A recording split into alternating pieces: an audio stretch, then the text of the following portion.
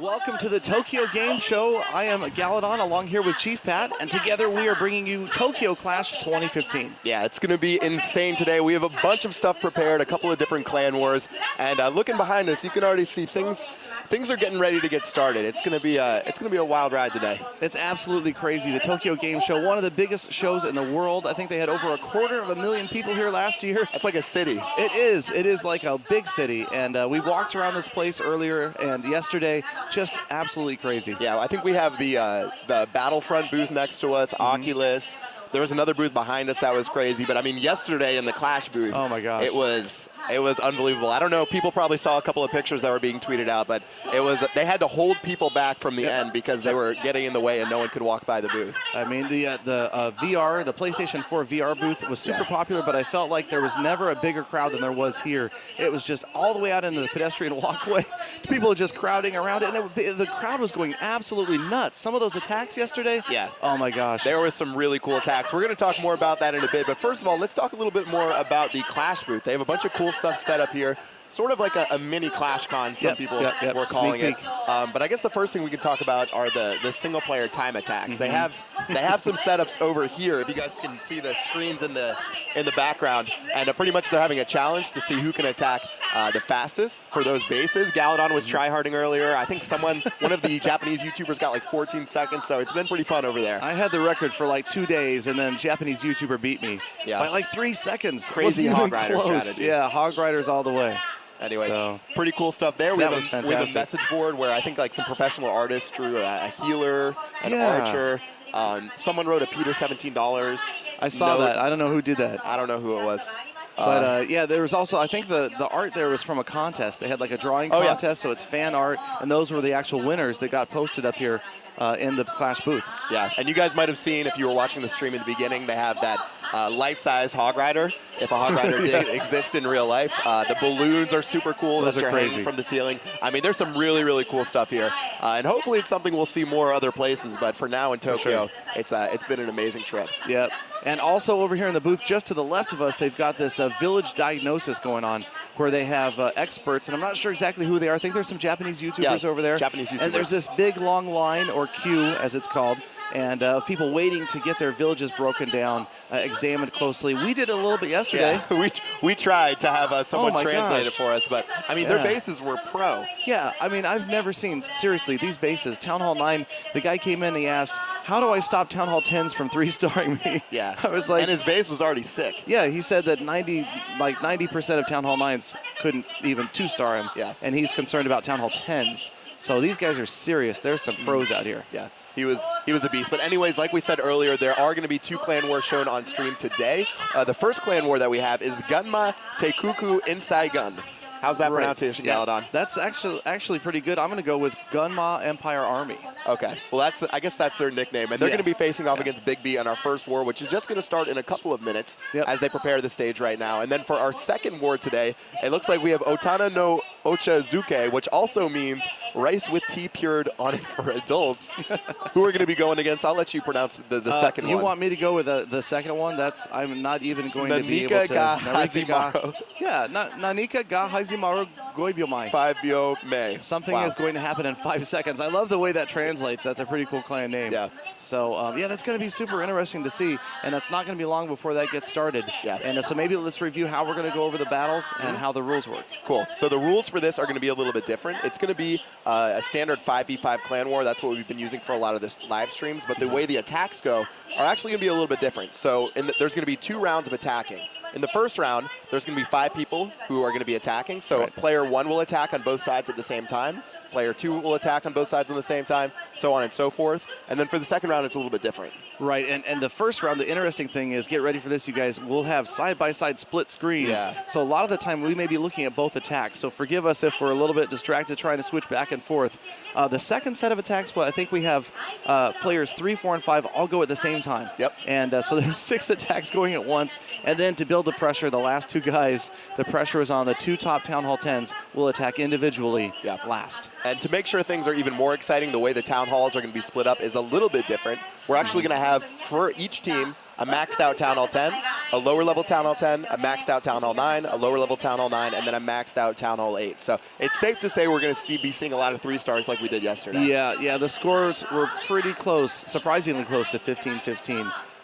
By the end of it. We saw one that was like 14-13. It was close. That was pretty good. Super close. And the lower level Town Hall 10 really isn't that bad of a Town Hall 10. It's almost maxed out. Yeah, it's still pretty tough. And to see a 3-star in that one, that'll be exciting. That's kind of the hinging attack. It'll be the attack on the number 2 base today. If they can 3-star that might ensure the victory. Yeah, I'm expecting around 12 stars, so they can 3-star both of the Town Hall 9s, 3-star the Town Hall 8, and then 2 stars on both Town Hall 10s. We've seen some lower scores, but apparently these clans are pretty good, so I'm expecting a lot of good action from these guys. Yesterday was insane, though. Oh my gosh. We had the most ridiculous attacks yesterday. If we get like half of the attacks that we got yesterday today, I'll be happy for the stream. Absolutely. They're so close these last second. The time almost ran out. That one guy, he had like 98%. Yeah. Yep. The Queen's running down to the last structures trying to get it. Yeah. I mean, such just edgier seat attacks. Yeah. Super exciting. I'm really hoping we see that today. But we have the same quality of attackers here that we had yesterday. So we're not going to see standard, Go Wipe or Lava Loon. We're going to see a lot of hybrid attacks. I haven't seen a lot of use of like the Queen Healer.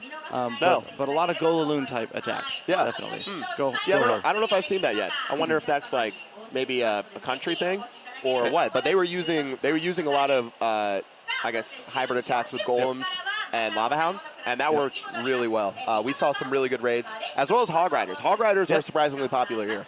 More so than what I've seen previously. But they've been some crazy attacks. Against a fully maxed out Town Hall 10, that guy used hog riders and golems, and he was able to 3-star. Even though it was a little bit of a troll-based design, it still came down to literally the last second, and it actually destroyed like the gold mine to get the 3-stars, and the place just erupted. Even though it's only 10:30 right now, we have almost a full booth.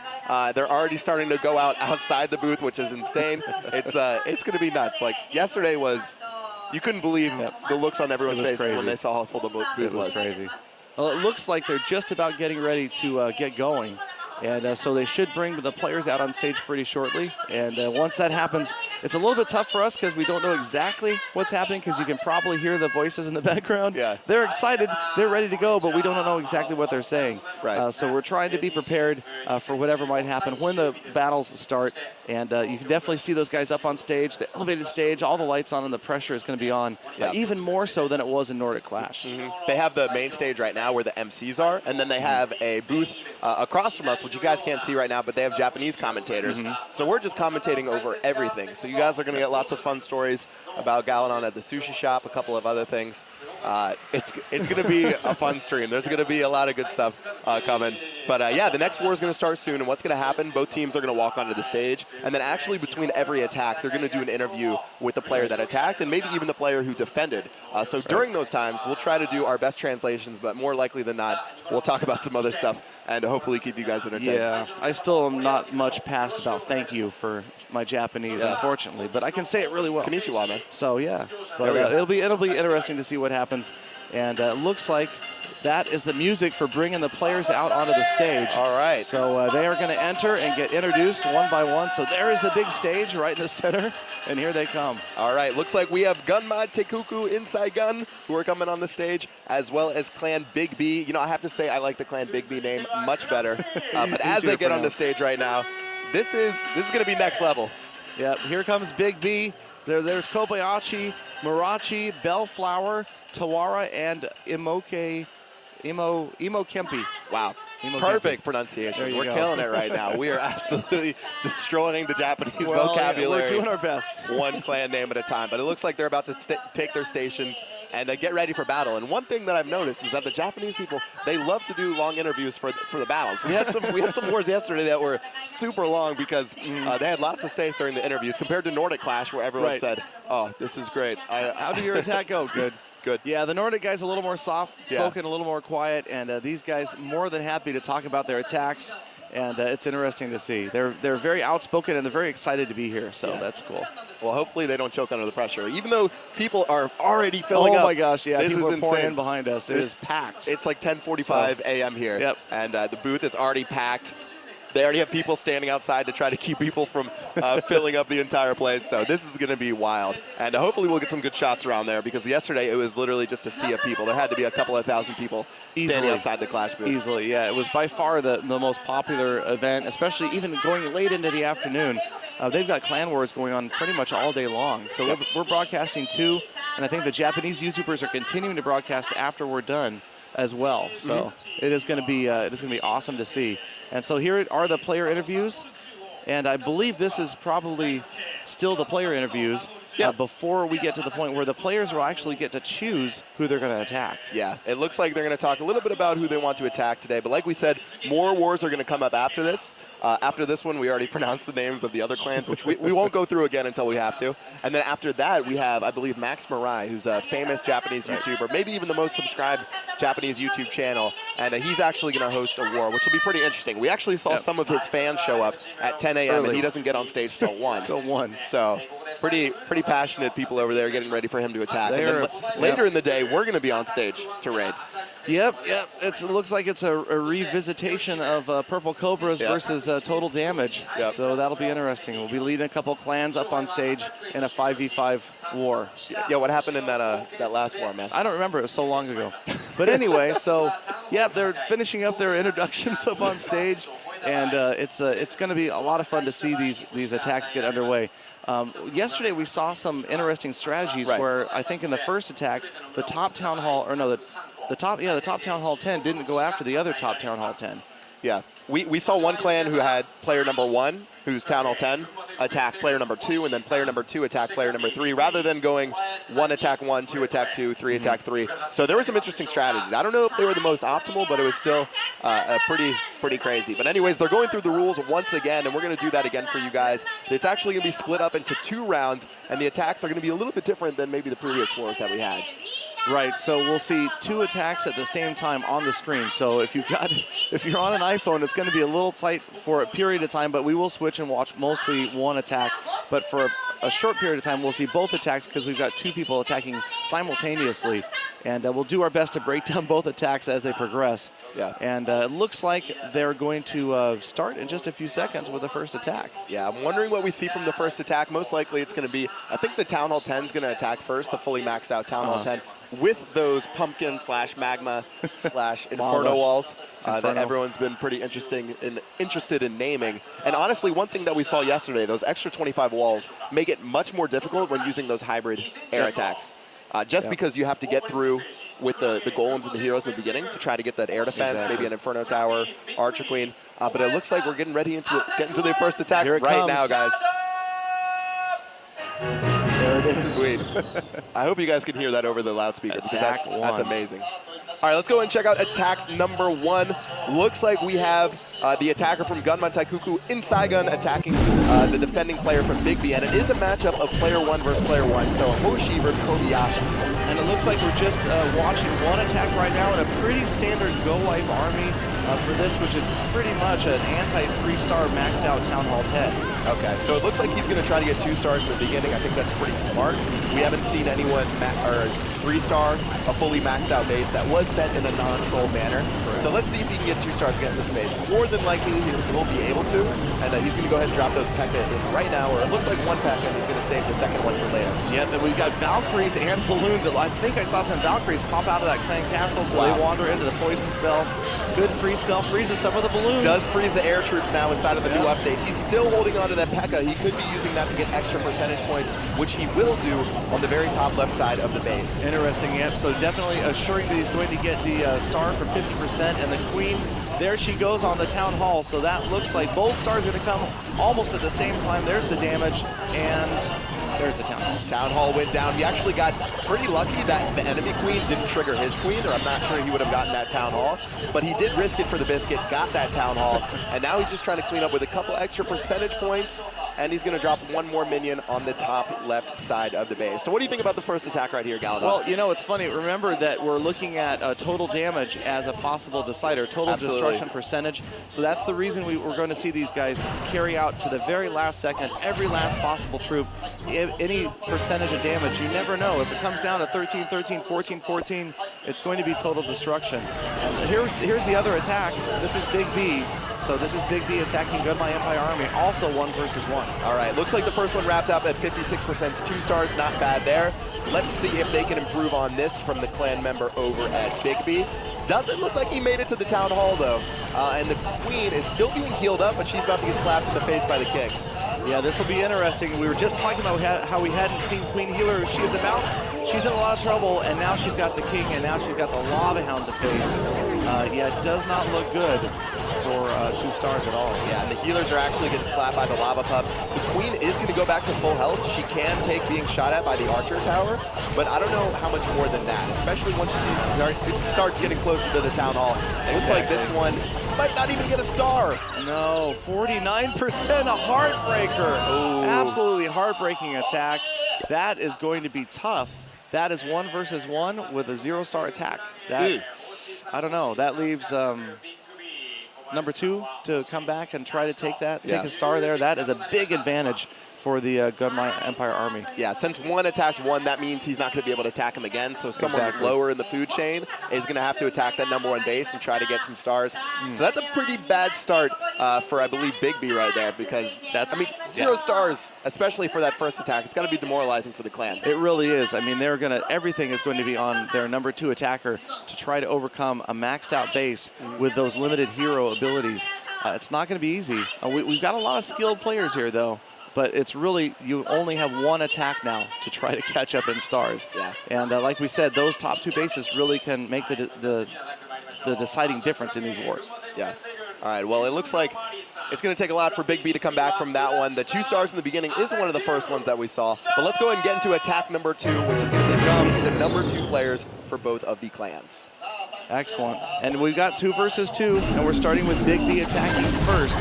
And again, this time it looks like we've got to go Weeby Army with Hogs. Yeah, this looks like a 3-star strategy if I've ever seen one. 3 witches and hog riders. Let's see if we can pull this out. We did see some amazing 3 stars yesterday. Yeah, I mean, this is definitely a 3-starable Town Hall 10. If you take a closer look at the defenses, but even look at the Expo on the far left-hand side, very low level. The Inferno's not maxed out either. And so there's definitely a potential for a 3-star if you've got a well-executed attack. Yeah, it looks like he's attacking from the top right, and I do believe that's a single-targeted Inferno tower, so that could be tough for him to take out. I guess he wanted to take that one out rather than go for the multi-targeted one that I think I see on the bottom left. We'll have to see how he attacks his base. He still has his Hog Riders left. Let's see when he wants to drop those. Yep, good jump spell getting into the enclosure where that Inferno is, but it's not out of the way yet. At least you've got, and you also have the Archer Queen back there. She's lurking on the far side of the first half of this attack. That is going to be super dangerous. There's a free spell, and it looks like the Inferno is going to go down. Yeah, that free spell was pretty rough. I don't see too many troops alive. He does have 11 Hog Riders. The Queen, looks like the Town Hall is, it doesn't, no, the Town Hall doesn't fall. Last free spell a little bit late. That's He's laughing on the player pressure. cam. Yeah, you can tell. I think on the inside he might be crying. The pressure is serious. I mean, the crowds have just swelled outside the booth right here. And these guys can see that. So in come the Hog Riders, last-ditch effort, but it doesn't look good. Yeah, Hog Riders with no heal spells, getting hit by those wizard towers. I'm sure there's a giant bomb in there somewhere. This one isn't going to go down so well.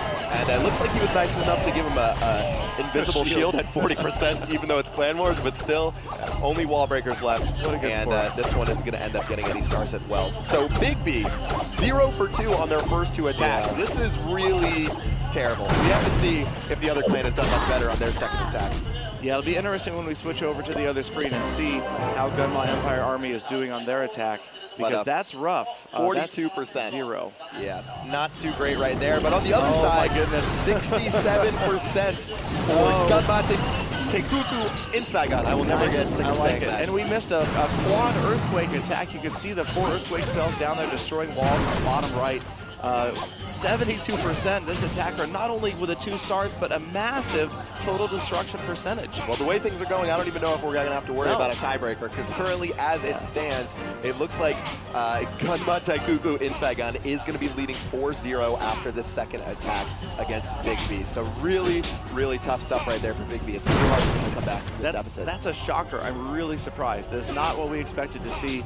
Obviously, the big B guys, maybe the pressure has gotten to them a little bit.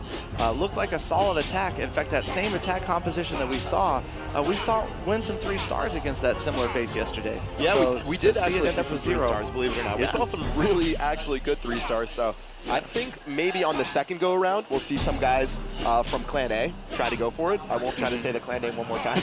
We'll call them Clan A. I think they might be able to try for some 3 stars after they've 2-starred most of these bases at the top of the list. Well, they definitely have to be feeling pretty confident right now. You can see that that was Ryun Omari and Marachi there, and not so happy about his attack. That was tough. But yeah, I mean, Gunma Empire Army definitely kicking back a little bit right now, feeling like they've got a stranglehold on this clan war. Yeah, it's going to be tough to come back from that, especially having your first 2 players fail like that. Clan morale can't be that great going into the discussion, but there still is a round 2, so each player will have another chance to attack. But they're going to need to pull out some really good raids. They're going to need to step it up. Maybe they'll get over their nerves after the first round. We saw that inside of TokyoClash, where they ended up getting way more 2 stars during that scenario. But still, I think that maybe Gunma Empire Army could have a chance to pull out some 3 stars after seeing those first 2 attacks. I'm hoping to see an attempt. I want to see an attempt on the top base for a 3-star. All right, in the second round. Well, speaking of attempts, it looks like player 3 from both clans are going to be ready to attack. Looks like we have Kensi and Bellflower who are stepping up to the plate. So let's see how they can do as we get into round, or I guess attack number 3 of TokyoClash 2015. Here it comes. These are the maxed out Town Hall 9s. So let's see if they go after each other, just like we've seen so far, as they get the first attack up on the screen any second here. You can hear it starting in the background. All right, he's got his army trained up. See more hogs. Let's see it. So 4 heal spells, 33 hogs. Wow. A couple of wizards and barbarians. Let's see what he's going to do with this one. So, of course, 1 cheeky minion to try to take out that gold mine right there. And then starting in wall break with the hog riders. Looks like he was trying to lure out the clan castle. Yeah, and the wall breakers didn't get the job done either. The clan castle is out, thinking he probably wanted those wall breakers to get through that wall, try to get to that first expo there. Interesting, I'm wondering what's in the clan castle, if there's a golem in there, or if this is just a pure hog rider attack in the attack of the clan castle. Yeah, let's see what's inside of there. Maybe a golem. It looks like he's brought it to his screen right now. He's going to go ahead and drop it. And yeah, it looks like a golem. Yep. The wall breakers weren't able to break through, but still, he might have a shot to be able to destroy some of those buildings and to hopefully break up the ring around the base so his hog riders don't go crazy around the base. Exactly, and that's what we saw a lot of yesterday. You got the Archer Queen out there early to take out the defending clan castle and to work in behind the golem, and here comes the king. So again, that lead attack, going to try to get the queen down, the clan castle's out of the way, and obviously that well-exposed expo would be nice to finish off too. All right, well I think he might have destroyed enough defensive structures to where he'll be able to make sure his hogs don't run around in a circle. Going ahead and dropping the hog riders right now all around the base, and some heal spells are sure to follow as well. Let's see what he can do as he drops his final couple of hogs. And they're making their way through. They're doing a pretty decent job, but there's still a pretty big cluster of defenses on the top right that he's going to have to take care of in just a second. So they're making their way. Air Sweeper and Tesla are going down right now. Still has his king left. His queen did go down a second ago. Yeah. And it looks like only 3 more defenses near the town hall, or actually 4 that he's going to have to worry about. 49%. The first star isn't a question. It's just going to be a matter of how long those hogs can last. There goes the last heal spell. I can't tell how many hogs we have left. It might only be a single hog left that I can see that's fighting his way through that air sweeper right now. Oh, you're right. So 1 hog is going to be fighting that expo in that mortar. You know, I think he could have got that heal spell a little bit earlier, but as the heal spell times out, hog rider's going down, and I don't know if he's going to be able to get the 2nd star against this base. Yep, it doesn't look good. I don't see a lot of cleanup troops left, and you still have that expo and the mortar up. Pretty tough, pretty tough. Well, it looks like on the other side of the map, someone has already it looks like Gunma Empire has already 2-starred Toma, I believe. So we'll have, yeah, so we'll have to see if they'll be able to pull it out. But yeah, anyways, 1 star so far. The archers are shooting through the walls, but even if they make it through, a giant bomb is going to stop them right in their tracks. 69%. Maybe a couple of more points as the archers and barbarians clean it up, but this one's only going to be a single star, and that one's definitely not going to help the cause. No, and I don't think that we're going to be looking at a tiebreaker for total destruction here, so this damage at this point doesn't really matter. And unfortunately, that town hall is going to survive. All right, well, at 5 seconds left, he got 70%. Probably not going to count on if they 2-star this base later. But as we wrap up this attack, it looks like on the other side there was a 2-star. So it looks like Big B is finally on the board with their first 2 stars of the Clan War. Yep, so not that bad. Bellflower, the Max Town Hall 9, pulls out 2 stars against Kensai, so they are on the board. All right, well, it looks like it's 5-2 right now with Gunma Empire Army still having the lead, but it looks like, I guess, Big B cut into the lead by 1 star, even though they didn't 3-star that base. You really want to make sure you 3-star those Town Hall 9s. Yeah, I mean, that's critical. I think based upon what we saw yesterday as well, you really need to 3-star the bottom 3 bases for sure. Yeah, you want to make sure you take out at least both the Town Hall 9s, both the Town Hall 8s, and then try to 2-star the Town Hall 10s, and then maybe you'll have a chance to even 3-star the Town Hall 10s if you do really well and you have that extra attack, which it looks like Gunma Empire Army was on the way of doing, but unfortunately for them, it just didn't work out with that 3rd attack right there. Right, exactly. So it looks like the next attack at number 4 just about to get underway. We've got Tomo for the Gunma Empire Army against Tawara of Big B. Yeah, and keep in mind these are the lower level Town Hall 9s, so they might have, I guess, higher level troops, so if they want to use Hog Riders again, they could go for the 3-star, but you would expect these guys to bring out something a little bit different. So let's go ahead and get ready to get into attack number 4 between Tomo and Tawara. There it is. All right, attack number 4 is going to be underway right now. Let's see what we're using. I see some Hog Riders on the left as well as some Hog Riders on the right. A couple of Valkyries as well, so we'll have to see how those ones work out. All right. So there is that twin screen that we were talking about. We got the Valkyries on the right, and looks like the Goho attack on the left, 3 heal spells. And so it'll be interesting to see very different strategies going against the same base level. Yeah, looks like they're going to start making their way through golems in the beginning. Let's see how the Valkyries work out, though. Those are going to be pretty interesting to see if they can take them down. That's one of your favorite troops for sure, I think. And they're moving in close to that Town Hall right away, 20% damage on the right-hand side. And this gets a little bit hectic. You got 14, 15 on the left-hand side, but really we're looking at hoping for 3-star attacks here from both sides. And you know that's what these guys are absolutely counting on. But despite the fact that Big B is at a disadvantage, they've got to get 3 stars on these bottom 3 bases. Yeah, Big B still going in on the top left, dropping those final couple of Hog Riders. Still has some Wizards left, but he's trying to use those to clean up towards the end of the raid, as well as a single heal spell. But looking around the base, I don't see too many more Hog Riders. There's a couple on the top, a couple attacking that border, but besides that, I saw a couple fly in my face after being hit by that spring trap. There's a giant bomb that's going to grab a couple of them. There goes one, the 2nd star. But yeah, the heal spell was healing 3 Hogs, 2 went to the spring trap, and quickly 2 stars. Yeah, it looks like I wanted to see the Queen come back to the right-hand side and back up the Barbarian King. Maybe he'd have a chance for 3 stars if that happened, and you're going to see her make her way there right now. Let's see if the Golem and the King can take long enough for the Queen to do her damage, but there is an Archer Tower on the bottom right outside of the base, and that one could end up doing a ton of damage towards the end of this raid. Okay, she's going to go around and join the King. They have both abilities still going, and there goes the Iron Fist. A little bit early right there. I probably would have saved that a little bit longer.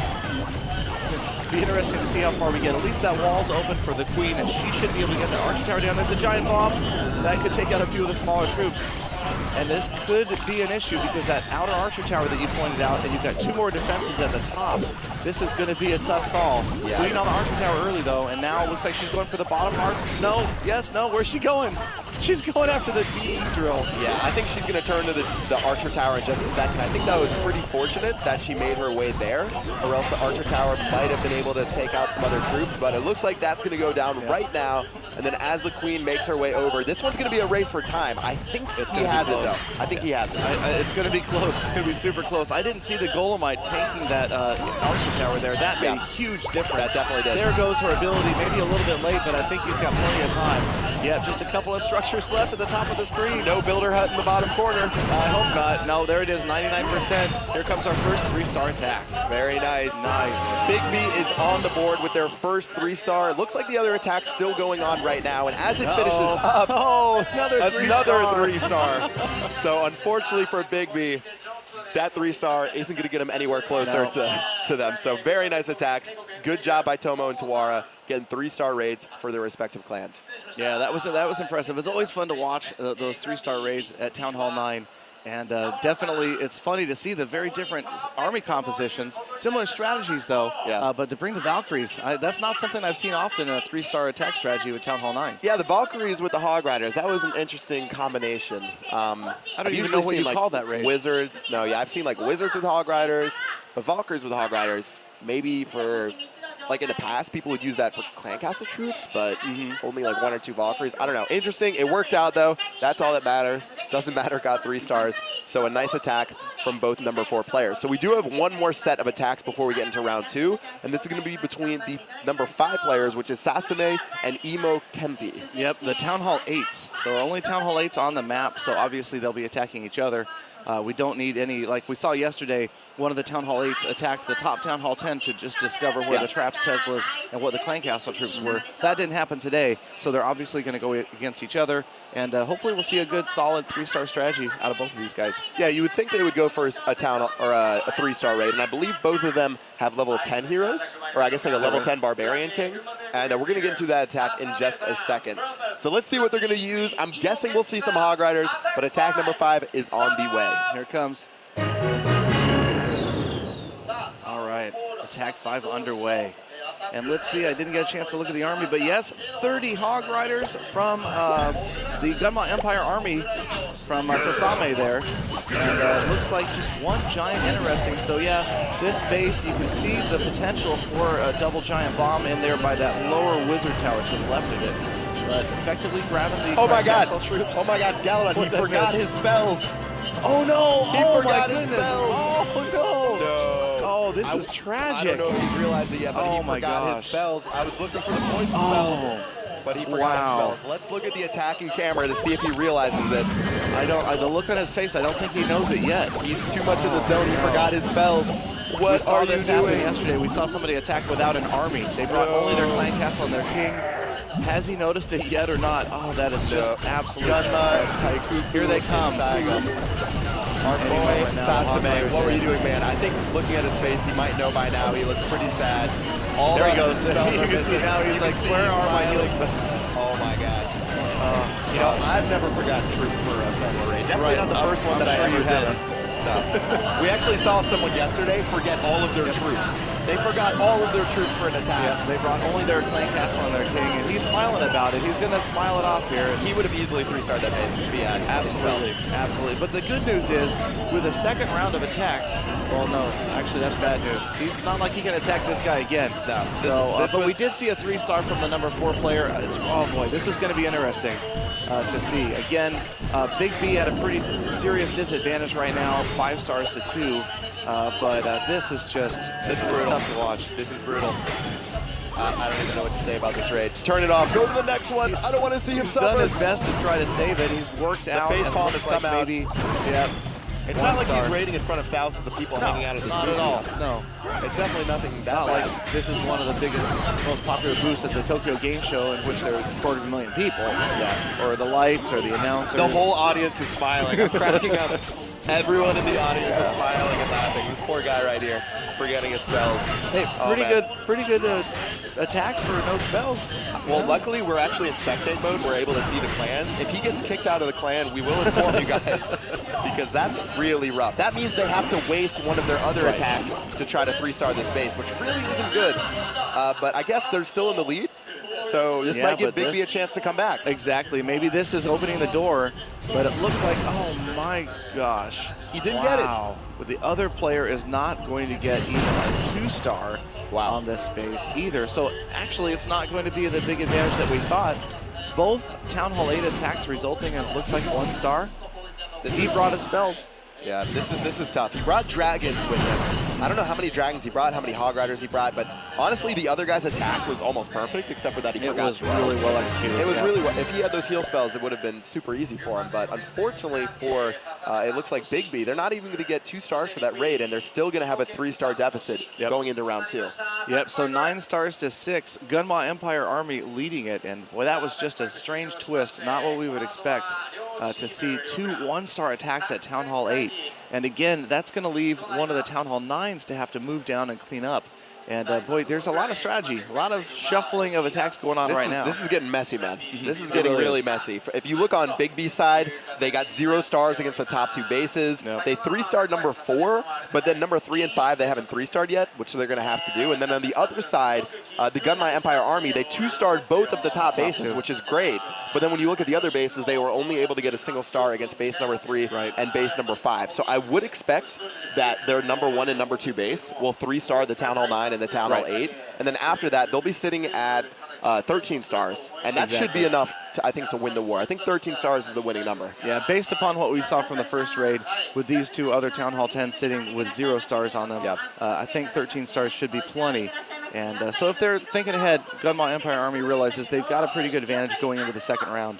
And so this will be different. The second round is played out. I think we're looking at the bottom 3. Both Town Hall 9s and the Town Hall 8 all attacking at the same time. So 6 attacks happening. We're going to have 6 attacks attacking at the same time. And we can't commentate over all of them, but we're going to pick out maybe 1 or 2 to look at. And we'll give you guys the results as those attacks are done. But it's going to be the Town Hall 9s and the Town Hall 8s. I think we might see maybe an additional 2 stars per side, maybe 3 stars max at most. So we'll see what happens. I would expect them to 3-star, I guess, like the Town Hall 8s and stuff. Right. But besides that, you get the lower level, and again, it depends upon who they attacked the first time. Pretty much they went down the line the first round. And look at those people, by the way, and that balloon. Oh that my is God. Awesome. You can just see the very bottom of one of those giant life-size balloons floating above the crowd, hopefully not dropping anything on their heads. Wow. But, and then there's us. Hey. Yep, there we are. We have again swelled out past the Supercell booth into the pedestrian walkway, and you notice in the background the other booths don't seem to be doing that.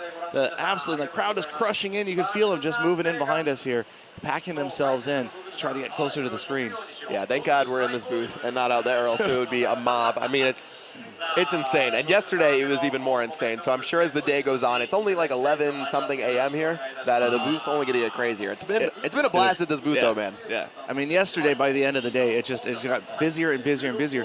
And the interesting thing was these people didn't leave. I mean, it wasn't like they came by, checked out Supercell, checked out Clash of Clans, and moved on. They stayed. I mean, we saw people that were staying for 2-3 hours. Yes. Just glued to the screen. And, I mean, the Clan Wars were super exciting. Yeah. So, yeah, the Clan Wars yesterday, I mean, oh my God, some of those attacks were crazy, but we've seen there was like a 15-20 minute change period between wars, and people were staying, they weren't moving, they didn't want to see other games, they just wanted to sit and watch Clash, which is pretty cool because some of the people didn't even play Clash. Exactly. They asked everyone to raise their hands if they played Clash, and not everyone even played Clash. So yeah, that's true, because I noticed the Japanese announcers, as we saw their script, they were breaking down how to play Clash. They were talking about how to earn 1 star, how to get 2 stars, and so a lot of these people didn't have any idea, yet they're still here, and they're super excited, and they're cheering, and the crowd, just the entire crowd cheers at the same time, or moans in disbelief when yesterday we saw an entire mass of witches fall to a pair of giant bombs. That was brutal. Yeah, the setup's pretty cool here. We actually had a chance to read some of the notes for the MC, and I think like the Japanese broadcasters and some like describing Clash of Clans to the audience. It was like a miniature garden game. A miniature garden game is how they described it, which was maybe lost in translation. I don't know if I would call it a miniature garden game. I forget what else they called it. Maybe we'll look that up in a bit, but that was pretty interesting to see how they describe Clash of Clans to the audience. Yeah, it was interesting. Talking about depriving resources from other players. Yeah, depriving resources from other players, a.k.a. attacking. It was a nice way of putting stealing gold and elixir. Right. So. Cool. All right, well, we're going to get round 2 started in just a bit. Looks like they're doing some interviews on stage right now and talking. We have the Japanese YouTubers who are doing commentary as well. So there looks like they're analyzing the war. But like we said, sitting at 9-6, Big B is going to have a tough time because they're going to have their number 1 player attack the number 2 player and the number 2 attack the number 1 because they failed both of their first 2 raids. Right. So they're just conservatively hoping to get 2 stars on both. I mean, maybe that number 1 player could 3-star the number 2 base, and that could give them a bit of an advantage, maybe gain some of that star momentum back. Yeah. And then also keep in mind the number 3 player only got 2 stars on the 3rd base, so that means the number 4 player will have to attack number 3. Exactly. Big B's caught in a tough web right now. They've got some catching up to do if they're going to want to get back into this war. They're going to have to hope that the other clan doesn't storm ahead and 3-star those other smaller bases, which I think is a wish at this point with the maxed out Town Hall 10s attacking a Town Hall 8. So. Exactly. And then, the Town Hall 8s, I mean, both of them are going to have to go up against a maxed out 9. So that attack is pretty much a non-factor, I think. Yeah. forgetting your spells. I mean, I don't know what happened to that other guy with the dragons and the rage. Yeah, the dragons, hogs, and heal spells. But whatever happened with that, it's pretty tough.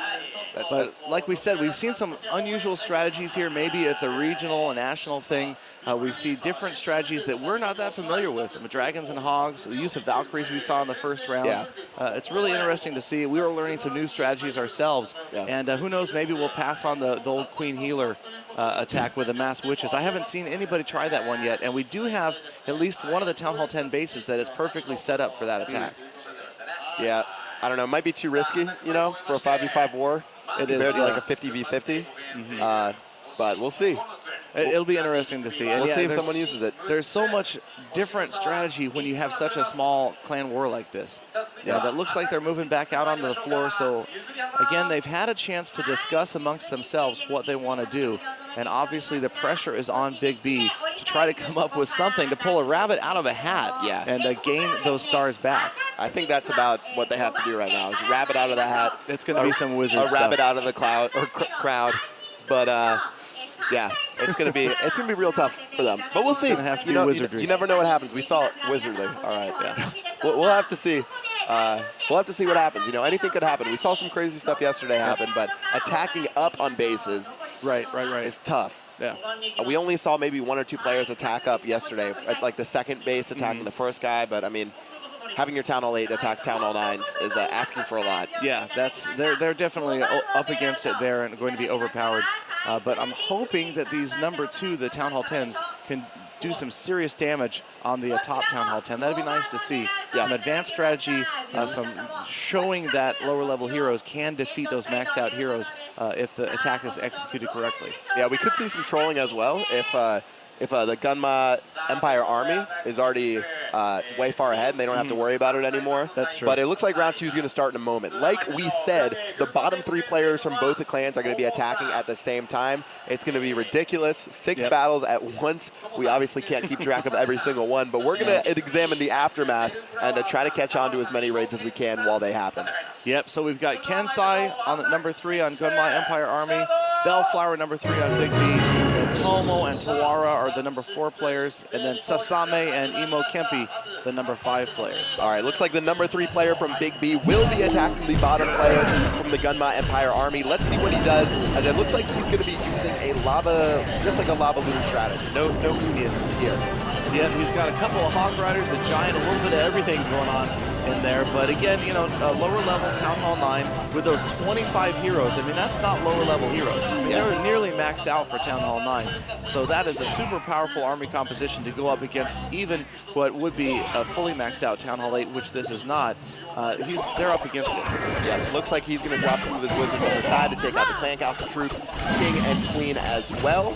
Looks like he remembered his spell, which is always a good sign. So far, so good for this raid. Lightning spell on the air defense. Wow. Very nice. That one's going to go down right there. Yep, lightning and an earthquake, and he's brought a pair of haste spells also. Let's see if he drops those early. Try to get these balloons past the things they won't target. He hasn't dropped the haste spells yet, interestingly enough. There goes the rage spell. He's got the haste spells in hand now. All right, looks like he decided to attack from a single side with those first balloons and lava hounds. Personally, I'm a little bit worried about that air defense right there, but I think he's going to get to that in just a second. And it looks like it's going to get distracted by the lava hounds anyway. So far, so good. And barring a disaster or a quick surrender, I think we're going to be looking at a 3-star for this raid right here. Yeah, we can't really artificially inject excitement into this Town Hall 9, destroying a Town Hall 8. So the level 25 heroes, both abilities activated, lots of balloons left. And yeah, all the defenses have gone down. Only a couple more buildings to clean up. Those lava pups are going to do a great job taking out that clan castle and the town hall. And as he finishes up this raid, looks like that's going to be a 3-star for Big B, and something that they desperately needed going into these final couple of attacks.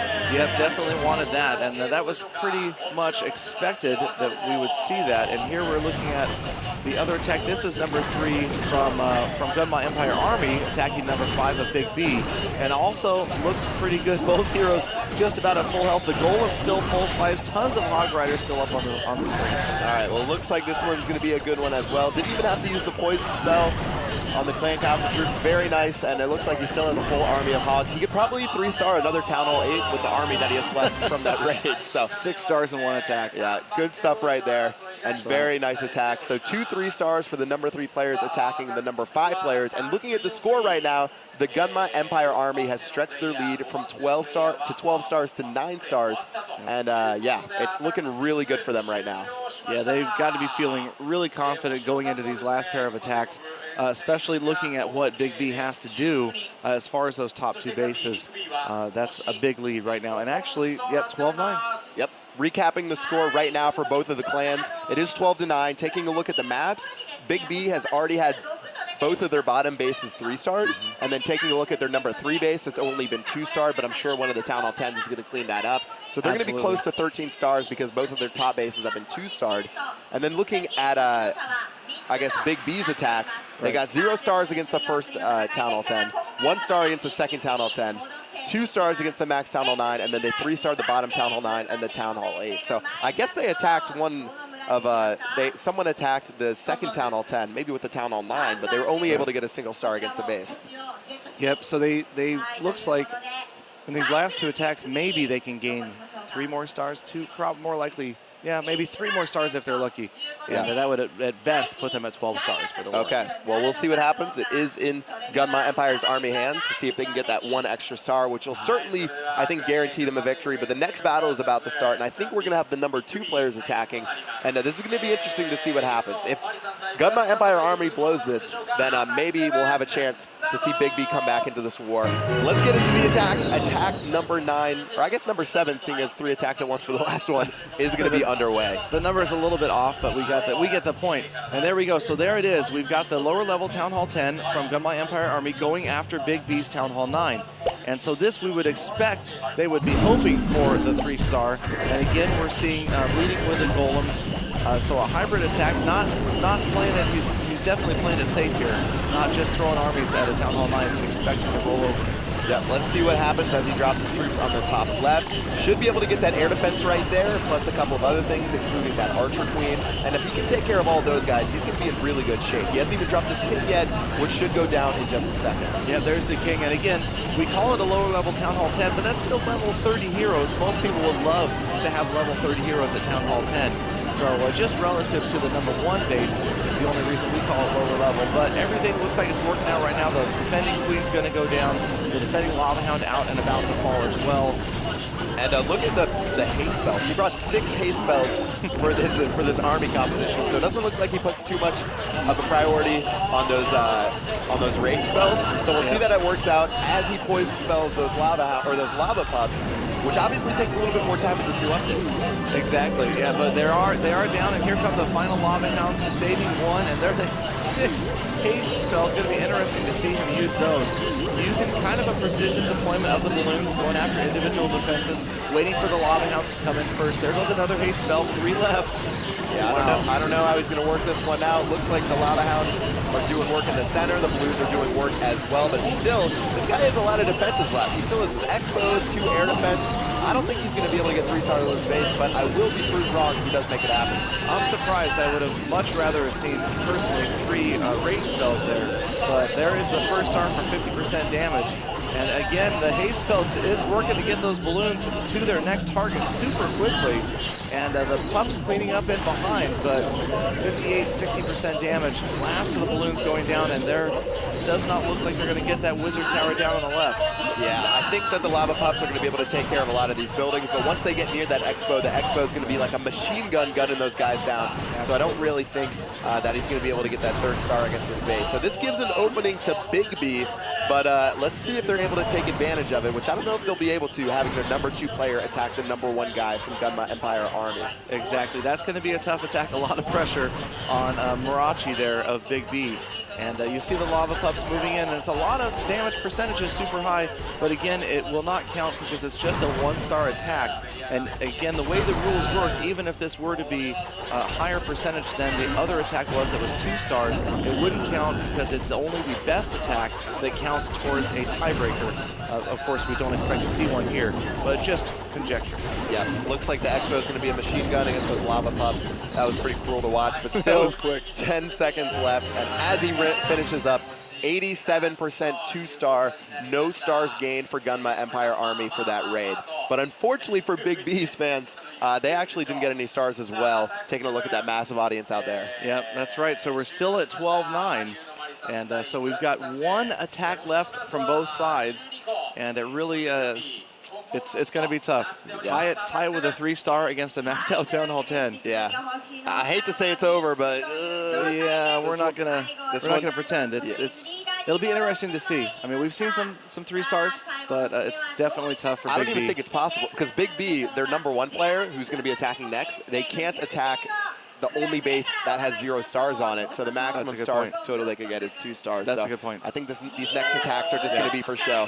But we'll see what happens. We can only wonder what's being said right now on the interview stage. Exactly. But I'm sure there's some disappointed people over in Big B that this war didn't turn out better for them. Yeah, I know Big B had high hopes for this war.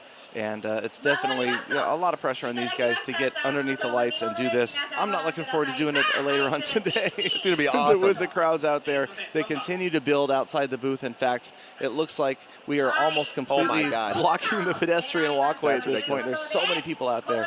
It's even more people here today than yesterday. It's amazing. Yeah, especially this early in the day. Usually people don't tend to move around so much early, but still, it's been nuts around here. Well, it looks like we're going to get into our final attack from this clan war between Hashi and Kobayashi. Let's go ahead and get to it. All right, so again, we've got those top guys going at it, but we know that they're limited in who they can choose. So, yeah, we've got the Big B attacker going after the #3, the Town Hall 9. All right, looks like he's going to go after the Town Hall 9. Actually, it's pretty interesting on the other side. The Gunma Empire Army has their #1 player attacking the #2 guy, even though one of the Town Hall 9s hasn't been 3-starred. So, interesting strategy there. They probably figured that they've already won. Let's go and watch Big B's attack and see if they can get some, I guess, a moral victory here by taking down this Town Hall 9. At least pull out a 3-star at the end, taking down this Town Hall 9. It'll be interesting to see what Gunma Empire Army's thoughts are on just maybe they're just going for a 3-star just to look good by 3-starring that lower level Town Hall 10 with their #1 guy on the other side. But again, we've got a big use of haste spells, 4 haste spells in this attack. 4 haste spells, wow. So plus a heal spell. Interesting. I guess since there's no Inferno Towers, those are a little more effective against a Town Hall 9. But we'll have to see how those ones work out. He's already made his way pretty far into the base. Still has one of the air sweepers left that he's going to be trying to take out. But he got a little bit quick triggered right there. And as the Queen finally shoots down that air sweeper, that's going to help out a lot. Oh, it looks like the air sweeper barely stayed alive because the Queen got distracted with something else. Yeah, it just finally went down there at the bottom, and you see the haste spells getting those balloons towards the inside. But 43% damage, still 1 pound in pocket and a couple of balloons. So good idea to work with patience. There's a Tesla on the outside to work on those balloons if the hound gets out of range. Yep. There's the first star for 50%. All right, looks like he's got 50%. Queen still has her abilities. She's going to be a beast, especially at level 40. 1 balloon plus a rage spell. He's sort of holding on to those spells for a while. Let's see if he drops that in a second after his balloons make their way towards the top of the base. Yeah, with the haste spell, poison spell, heal spell, rage spell, all still in hand. 65% damage, finally working their way towards the Town Hall. You can see we've got a couple of lava pups there. It looks like the Archer Queen is finally going to work on the Town Hall and is going to take it down for the 2nd star. And there finally we see the rage spell and the heal spell towards the end. Yeah, he was saving it for that Wizard Tower right there, but it looks like this one's going to be a 3-star. You would expect a fully maxed out Town Hall 10 to be able to take out a Town Hall 9. And yeah, that'll be a 3-star, which is going to end their total for Gunma Empire Army at 13 stars. And we'll have to see what Big B did on the other side by attacking Tolman. Yep, so 1 additional star, and again, Gunma Empire Army pretty much has sewn up this clan war victory here as the runs out. There it is, 3rd star. Didn't use that last wall breaker. 1 wall breaker left. Saving elixir, man. There is the other attack, so that was their #1 of Gunma Empire Army going against #2, and pretty good damage. 71% doesn't look like it's going to be a 3-star though. Still, nice job. 71% 2-star. If they could have had that during the first round, that would have opened them up later to try to get 3 stars against some of these lower level bases. But unfortunately, they left a lot of stars on the table earlier. Or I guess, no, this is actually the other plan. This is Gunma Empire Army. They're just trying to... Yes, this was Gunma's top Town Hall 10 going against that lower level Town Hall 10. So, all right. Not a bad attack percentage. I'd say 73% is above average for the overall damage that we see on some of these higher Town Hall 10s. All right, looks like for the final score, it will be 12-10 for Gunma Empire Army against Big B. They are going to get the victory, and it looks like we have someone behind us with a sign. I can't even read what that says. I can't quite see it either. If we can get a zoom in on that, that'll be pretty interesting to see. What is that? Who is that? Wow. Okay, so there's a Rogue fan in the audience, or I don't know who that is exactly. I don't know. That's not Peter, is he? That's blasphemy right there. No. That's absolute blasphemy. Who I don't know who let that guy in here. So security. Yeah, security. Don't call the security again, man. That was cruel during. Get him removed one more time. Nordic Clash. Yeah. Well, interesting war there. 12-10. I think 12 stars is around average that we've seen. Maybe a little bit above average, but about average. 2-starring both of the Town Hall 10s and then 3-starring the Town Hall 9s and the Town Hall 8. We did see someone get 14 stars. That was crazy. Which was really nice. Or actually, no, they didn't get 3 stars against. They didn't 3-star one of the Town Hall 9s. That's right. They decided to stunt and attack one of the Town Hall 10s. So I mean, I'd say 12's about average then, I guess. Yeah, I would generally expect to see 13. Yeah. I mean, you expect to see both the Town Hall 9s get 3-starred. Right. And the Town Hall 8 for sure. Yep. Especially with the extra attacks. A lot of it depends upon how those 2 Town Hall 10s do in their first round. If you've got those, if they 2-star the top 2 bases, then you can move on, 3-star one of the Town Hall 9s, and maybe ideally they can be shooting to 3-star the number 2 base. And that would be the 14 stars, and that's probably as many as we're going to see. I would be shocked to see a 15-star war today. Yeah, that was pretty rough in the beginning. When it started out 4-0 for Gunma, that was pretty rough for Big B to come back from. They didn't have a lot of options when they tried to attack from that second round, so wasn't surprising to see Gunma take the victory at the end by 2 stars. And we'll have to see what happens in the next war as we have Otana no Ochazuke, which means rice with tea period on it for adults, versus Nanika ga Hazimaru 5-Byo Star Mei. And I love that 5 seconds before something happens. Yeah, that's kind of a cool name. Yeah, so everybody applauding, good effort from the both clans for the first clan war. Yep. And again, huge crowds out here. The Clash of Clans bags, super cool. We've got Barbarian on one everywhere. side and an Archer on the other. 30,000 bags. 30,000 bags there's given out. 30,000 bags. We were walking around downtown Tokyo, and people said that they saw bags everywhere, even though that's like 30 minutes away, an hour away from where we are right now last night. So the bags are super popular. It's crazy. The booth is super popular. Looks like people are starting to funnel in now for the second war, which is going to start up in a bit. The players have just left the stage, and again, we're going to have those clans face off next. And we'll see what happens. I'm hoping to see 13 stars, maybe even 14 stars from one of these clans. I hope so too. I really do. I'd love to see some sort of big, crazy 3-star against one of those Town Hall 10s, like we saw yesterday. Dramatic too. They're close. I mean, they were like so they dramatic. Just roll over. We had that one with the balloon. Literally, the Inferno Tower was next to the Town Hall, and there was one balloon left, and the balloon, as the balloon dropped and did damage, took out the Inferno Tower and turned the raid from a 1-star to a 3-star. That was insane. It was that close. That was crazy. And the war ended up being decided by like 1 star. Yep. And the crowd, I mean, now, like we said, a lot of these players don't play Clash, but for some reason, the entire crowd just goes ballistic when this happens. They just went nuts out there. People realize they can tell what's happening. Even if you're not an expert at Clash, they could see that last building go down, the stars pop up on the screen, and everybody just went absolutely crazy. The MCs were going crazy. Everything was going crazy. They were. It was nuts. It was just wow. It was a lot of fun. Yeah. Well, we're gonna take a quick break between the war, and we're gonna tell you guys about some other stuff about Tokyo Game Show and even ClashCon while we wait up for the next war to be started, which I think is gonna be in about 10 minutes. But I think we have some information about a certain event that's going to be held next month in Helsinki, Finland. October 24th, ClashCon coming to Helsinki, Finland, and it's going to be fantastic. And this is kind of like a little miniature preview of what we're going to see at ClashCon. A lot of these same activities will be there with a lot more that we can't even reveal yet. And we heard some of the details. It's going to be absolutely nuts. Some of the stuff they have set up, so elaborate. I can't wait to see it myself. Yep. We're going through the list. Clashers from 30 different countries. There's going to be a huge clan war tournament, and people can even win a spot in it by participating in the Invitational. That's going to be held at the event. That'll be super interesting. There's going to be swag packs, and for the first time ever, Clash of Clans merchandise. Clash merchandise. And they're a little bit vague on that, about what that means, but you know, it's been super hard to be able to get yourself anything that's Clash or Supercell themed. You just don't see it. It doesn't exist out there. And so not only are they handing out a bunch of stuff, but it will be the premiere of some Clash merchandise. So I'm excited about that. I wonder if they're going to sell it worldwide.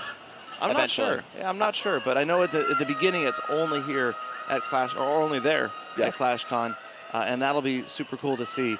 And I'm sure it'll be something like this. I mean, these bags were the biggest hit. Of all the bags, a lot of bags are being handed out. Yeah. These bags, the giant graphic, the big barbarian staring you in the face and the archer, something about that. I mean, you could recognize it from such a distance. People just love to carry those around. And even the other bags ended up inside the Clash bags. Yeah. It was pretty cool. Bagception. There's going to be still more stuff like virtual reality there. I think they have like some crazy Clash virtual reality world using these Samsung glasses. Yeah, you put on these Samsung VR glasses, and you'll be taken to inside a Clash village.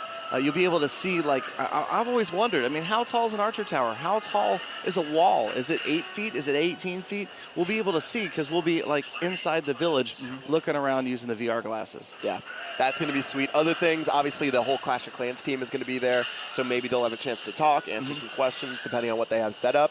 There's going to be different clinics, so, like, war clinics held by some esteemed members of the community, among some other people. Preaching the 2-star win war strategies, of course. I don't think that's what the clinics are about. Okay. But yeah, they'll be talking about how to win wars, how to get organize your clans to win wars. Probably talking about some advanced clan war strategy like 8.5, 9.5 type of stuff, and individual attacks, 3-star strategies, 3-star strategies. Yep. 3-star strategies. And so they'll have workshops also for different town hall levels. And so they'll be talking about base design for town halls of all different levels. So no matter what town hall you are, there will be something there for everybody to see. Sweet. And of course, the #1 thing that we're all looking forward to at ClashCon, at least for me, is the announcement of a big update that they teased in the most recent update, saying that it was sort of just a tune-up update, getting ready for it. So yeah, I'm really excited to see what's inside of that announcement. You got any speculations? I was thinking that we're going to get some new single-player maps. Yeah, I know you keep on saying single-player maps. In fact, I think he says it in his sleep.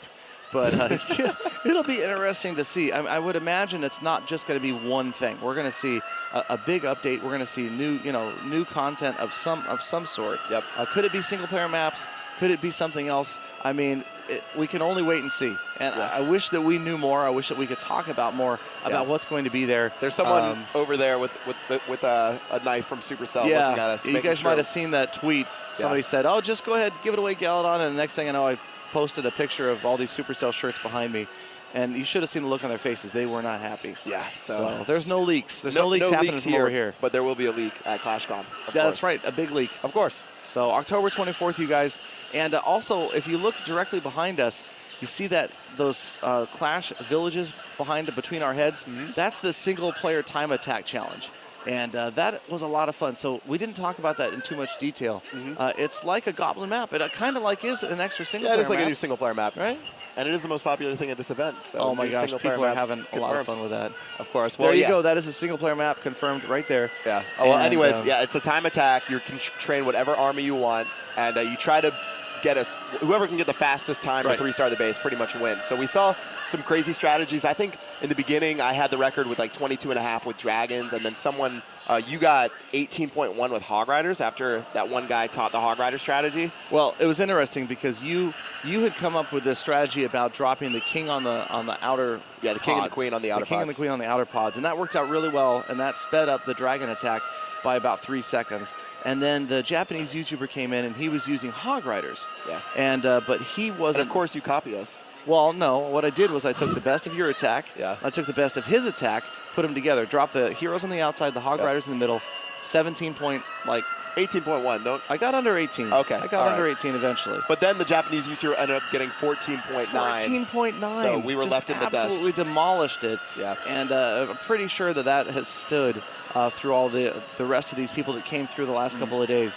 Because the Japanese YouTubers and the they the sat Clan there for War like guys, 4 hours, just like putting hogs on the screen, and if the hogs didn't look good within the first 2 seconds, they just cancel the raid and go again. So there's like people in line to raid, and these Japanese YouTubers are just the way they were deploying them, and all these fingers at once, and it was just the hog riders. You'd see 30 hog riders were deployed within 2 seconds. And yeah, it was impressive to watch. Yeah, it really was. And if you guys are just tuning in, we are in the break to head to our second clan war, which is going to be between Otana no Ochazuke, aka Rice with T period on it for adult, and Nanika ga Hazimaru 5 Byo Star Mei.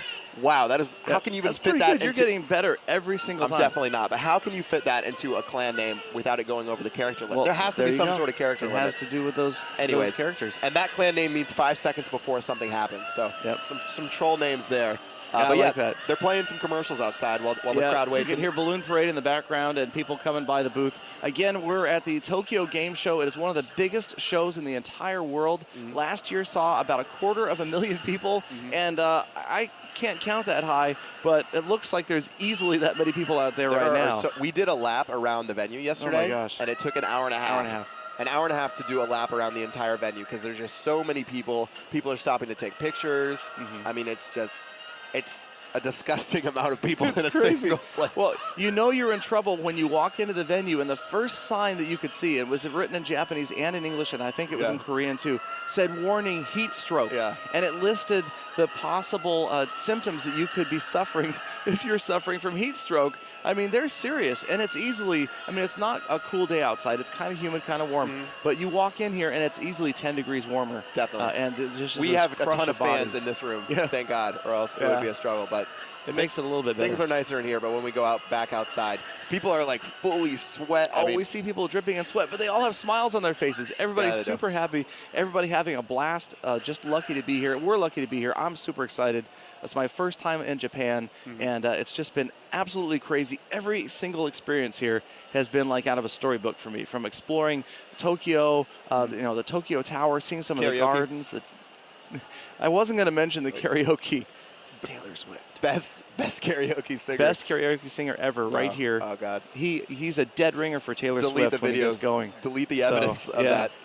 But that was interesting. But no, I'd never sung karaoke in my life before. So to get to get a try that, and maybe never. Hey, the Beastie Boys, man, No Sleep Till Brooklyn. Oh my gosh, I killed that song. I absolutely killed that song. You killed it, so it's never going to be played ever. No, what are you talking about? Ever. People stopped. There were people from other booths coming out to see who was. They thought maybe that Mike D Reincarnate was there in the booth. Okay, all right. Really did. Well, besides karaoke, other stuff. We ate some amazing sushi. Oh my gosh. This guy's growing gills from all the sushi that we ate. That was a eating. lot of sushi. Wow. And then the game show. How about that conveyor belt sushi restaurant we went to? That was fun. We had a bit of a competition. So we were like, can we get 50 plates of sushi? And the guy's like, 5? We're like, 50? He's like, 1? We're like, 50? No, my favorite part was we went to this one restaurant. I mean, we ordered sushi, insane amounts of sushi. We ordered the tuna. And the guy comes up and we go, we'd like 12 pieces. Yeah. And he goes, there are 12 orders, not 12 pieces. And so 12 orders, he walks back, he comes back out, and he makes us write the number down on his pad. Yeah. Because he couldn't imagine that we wanted that much sushi. Cool. So. Well, it looks like the second war is getting ready to be underway. Awesome. The clans are getting onto the stage in just a moment. You can hear the MC going. I actually passed her yesterday night when I was heading to the restaurant. She was super nice. Really? She was Did she say, hey, how's it going? Yeah. Good to see you. Yeah. She's so animated. It's crazy. Yeah. So she's definitely killing it, even though we can't understand what she's saying. She was carrying the event yesterday. Yep. And, we're going to get the second clans on the stage. It's going to be amazing. I can't wait to see what happens with these second clans.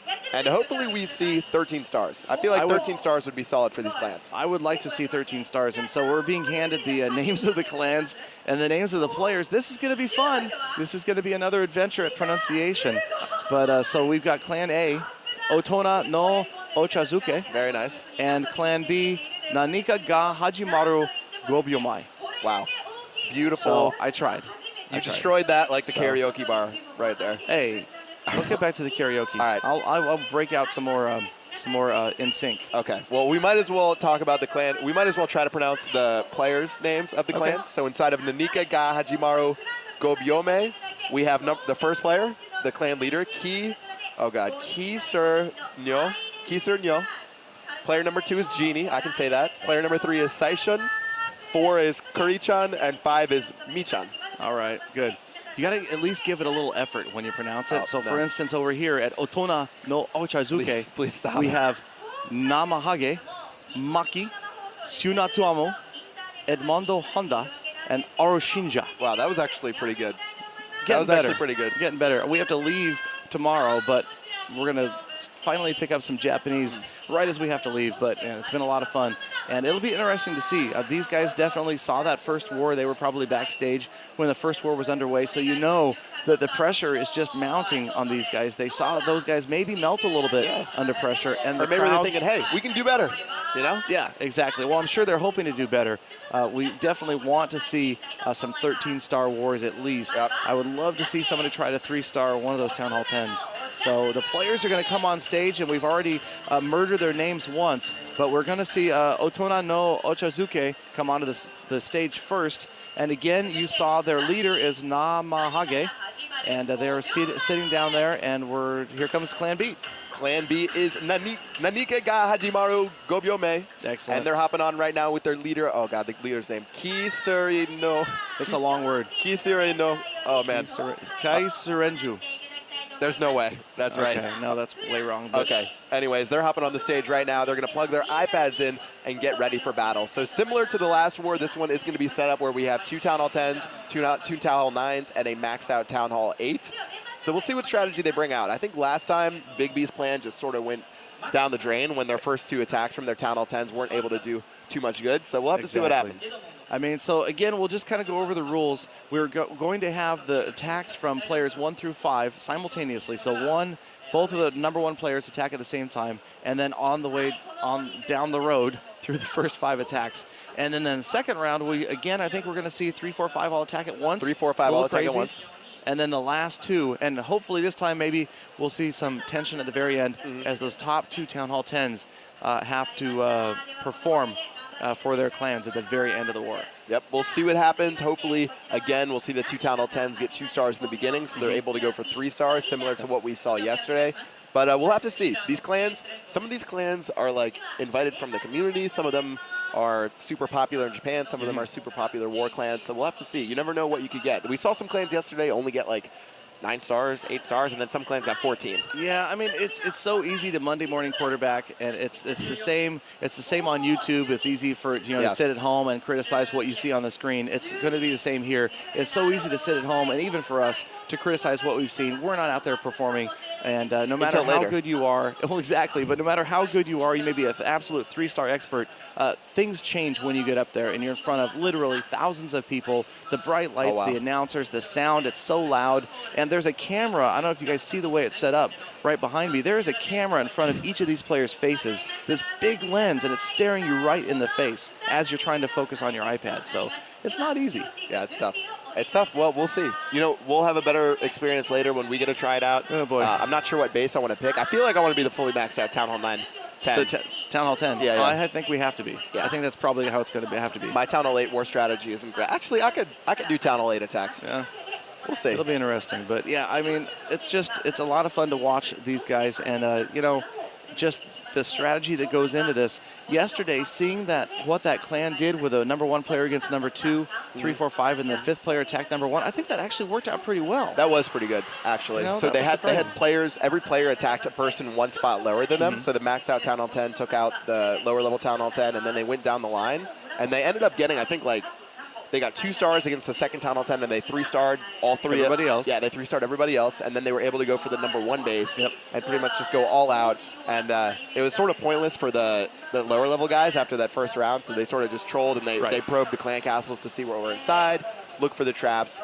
But some pretty good attacks. Yeah, that strategy was actually pretty nice. It was, and you really saw them spend a lot of time studying. In fact, we saw them going through the replays because we had another prompter that shows all of the iPads at once. And yesterday we saw them just very quickly in the short time that they had between attacks, going through the replays, studying the replays as best they could, seeing where the traps, Teslas, bombs were, and figuring out exactly how they wanted to approach the base to try to add those stars at the very end. Yep. Well, we're going to see what happens with this one. Hopefully we see some amazing attacks. I don't know if we saw too many crazy army compositions besides the ones with like the, well, I guess the Hogs and the Valkyrie was pretty interesting, but nothing like really, I've never seen this before in my life. But we've seen some standard stuff, some stuff that's a little bit different. But we'll have to see how these guys show up because, again, a little bit of pressure on you, similar to what we saw in TokyoClash. Exactly. I mean, I don't think the Nordic Clash players were quite prepared for how much pressure was there.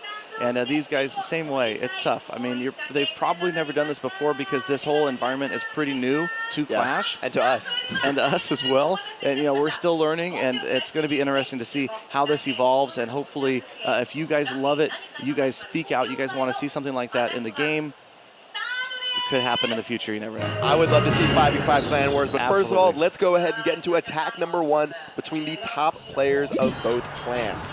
So taking a look at what we've got here, let's see what's going on. All right, looks like we have KS versus Namahagi. All right, so maybe we should have been calling him KS the whole time. That would have been much easier. Oh, that is much easier than entire name. Kai Suri no Yo. Okay, so KS is his new name. Again, he's of Nanika ga Hajimaru Gobyame, and he's going to be defending against Namahage. Yep, so we've got, it looks like a pretty standard go wee wee. Look at all the wall breakers. 17 wall breakers, maybe accounting for those 25 new walls. But some of those walls look like an afterthought placement out there in this base. Yeah, this guy doesn't really require that many wall breakers for his base, I don't think. Let's see what spells he brought. He only brought 2 rage spells. I'm guessing he only brought 1 jump spell, so he's definitely making sure he's going to get into the center of the base, no questions asked. Yeah, I'm guessing that means there's a pair of free spells off to the right. And the Queen's still dealing. And the Queen just died. The Queen fell. Did he even use the ability? No, he didn't use the Queen's ability not used. She falls to the Lava Hound. That is absolutely just disaster for this attack. You've got to save your Queen for later on. What the heck happened? Oh my gosh. The Queen was underneath the Lava Hound. How did the Lava Hound? I did not see how she went down so quickly. And again, the pressure mounts for these guys. There goes the jump spell getting you into the core. But with the Queen gone, this is just disastrous. There are 2 free spells just like we predicted. So there goes the first on the Inferno Tower and that Expo. But man, to lose the Queen that early is just a brutal loss. Yeah, we'll have to see what happens. He's going to drop his second free spell right now. King's made his way into the center. His ability's already at the top, so that rage spell probably would have used that on the Witches more than anything else. And Galadon, I feel like this one's going to be a fail. Yeah, this is tough. I mean, with 30% damage, and anytime you're into the core and you don't have your Archer Queen, just like maybe in a recent video, without that Queen, it makes things really tough. And that is definitely not going to be any stars. So again, we're looking at a terrible twist of fate early on, and this is a tough call for that clan, for Nanika ga Hajimaru Go for Clan B to not succeed in that first attack. Wow. But we looks like both 0 attacks. stars. 0 stars oh for both. my gosh. Wow, again, you know, the pressure, the total destruction averages. At what point is it pressure, or 1 point are you just failing, man? Well, that Queen right there. Ask me in about 4 hours after we tried ourselves. I don't know. The crowds, I mean, again, this is the first time anything like this has been done. I mean, the whole tournament environment is new. So these guys facing this type of pressure, and again, I would say compared to Nordic Clash, compared to Finnish Clash, the pressure here way worse. I mean, they are in front of thousands of people. But this is your second attack. You know, you can only defend them for so long. This is your second attack on the stage. I'm just trying to defend myself for when I fail later. But no, that's tough. I mean, so both of those guys with 0 stars on their first attack. So at least it's even. I mean, it'll be interesting to see how this develops now that we've got 0 stars from the first 2 attacks. What if we have a tiebreaker on the 0-star war? Wouldn't that be? Oh my gosh. Interesting. Well, I mean, you know, so that's the #1 player. So obviously they're both going to have to attack the #2 Town Hall 10 in their second attack. So the strategy should be similar as we move on down the line. Now the question is, what do these #2 players want to attack? Do they want to try to attack the #1 Town Hall 10 now? It'll be interesting to see. I'm hoping to see some varied strategy, maybe where one clan tries a different arrangement of bases than the other. Yeah, we'll have to see how the strategy evolves from here. Both clans probably pretty interested to see that both their leaders got 0 stars, but still, we're going to be getting to the second attack right now, and this will pair up both the second players, which are going to be Maki and Genie. Let's see what they decide to go for. Yep, so we're looking at another, looks like Go Wipe and Witches as well. So I don't even know, Go We Wipe, I guess you would call that one. Yeah, this is pretty interesting. So not a ton of wizards, but he's going to be attacking from the bottom. And let's see if he can destroy the core of the base. So level 30 heroes on both sides. Again, these are the number 2 players pairing off against each other. Let's see what they can do as he makes his way to the center. Yeah, so pretty well upgraded heroes again, like we talked about, but you can see the lower level Expos, lower level Inferno Towers, and it looks like we've got a multi on the close Inferno Tower. There goes the first rage spell. First freeze catches 3 defenses, so pretty good freeze placement, getting 3 defenses at once. The Archer Queen, though, she's just about getting ready to get involved in this attack, and that could complicate things, and the Clan Castle troops as well. All right, Clan Castle troops are coming out. He still hasn't dropped his Archer Queen yet. Wow. He dropped both of the witches. The Queen is still inside of the army camps. I think that was extremely late because she's a huge damage dealer for the rest of your troops. But still, a lot of witches just made their way to the center. That's going to provide a little bit of support that his troops desperately need. Yeah, you can hear the P.E.K.K.A going down on the inside one by one.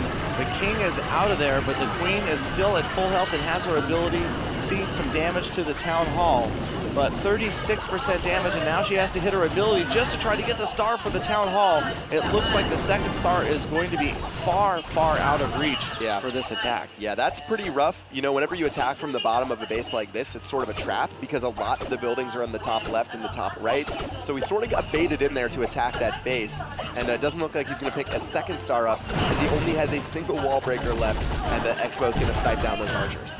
Yep, that was tough, and again, the pressure is on these guys, and I was actually surprised as well to see them come from the bottom of the base.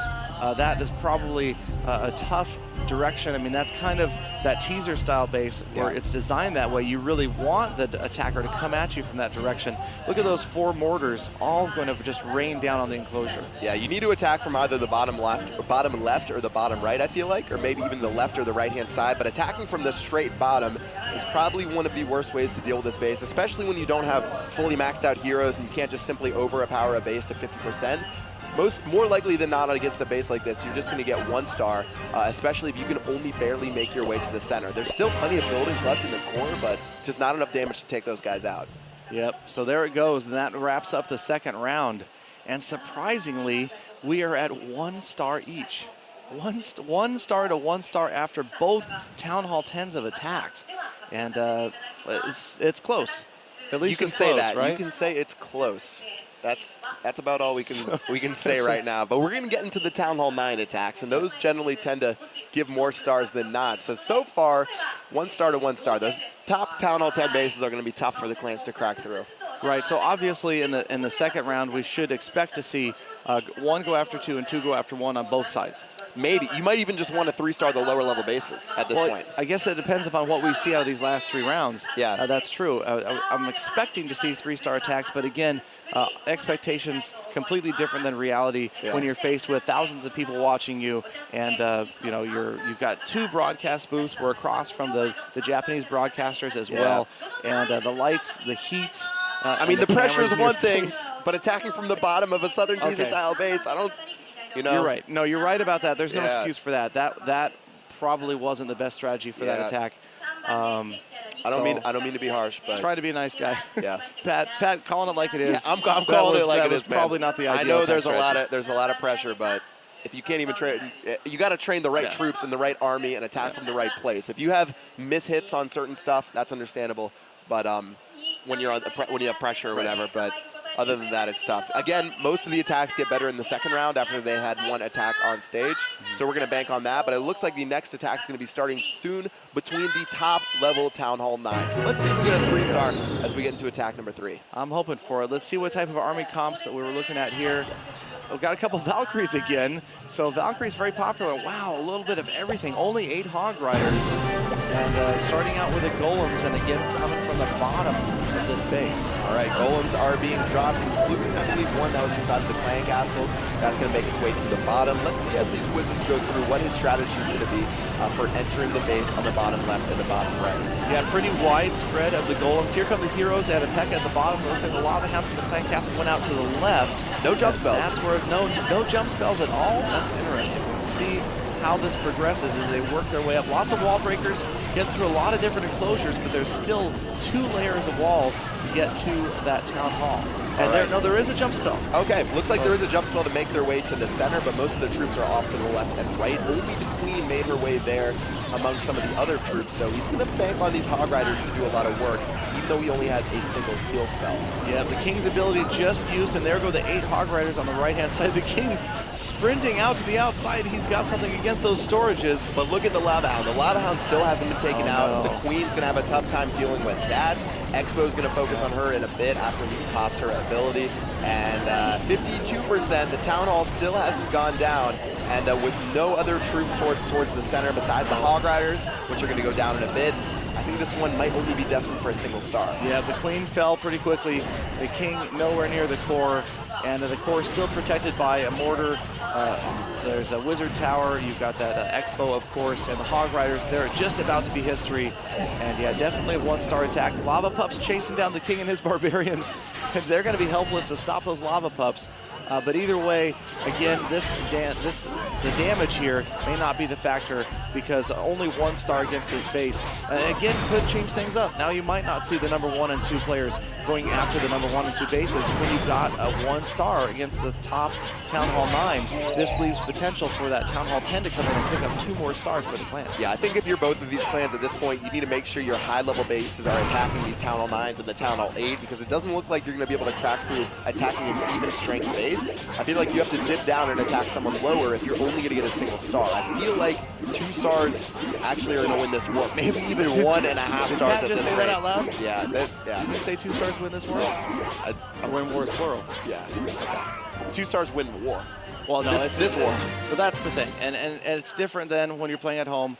You know, you see the pressure that's on these guys.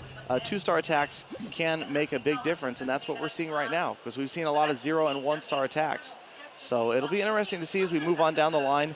Those players obviously not that happy about their performance there. Always frustrating to get a 1-star in a clan war. Yeah, 1 star for both of the Town Hall 9s, bringing the score to 2-2.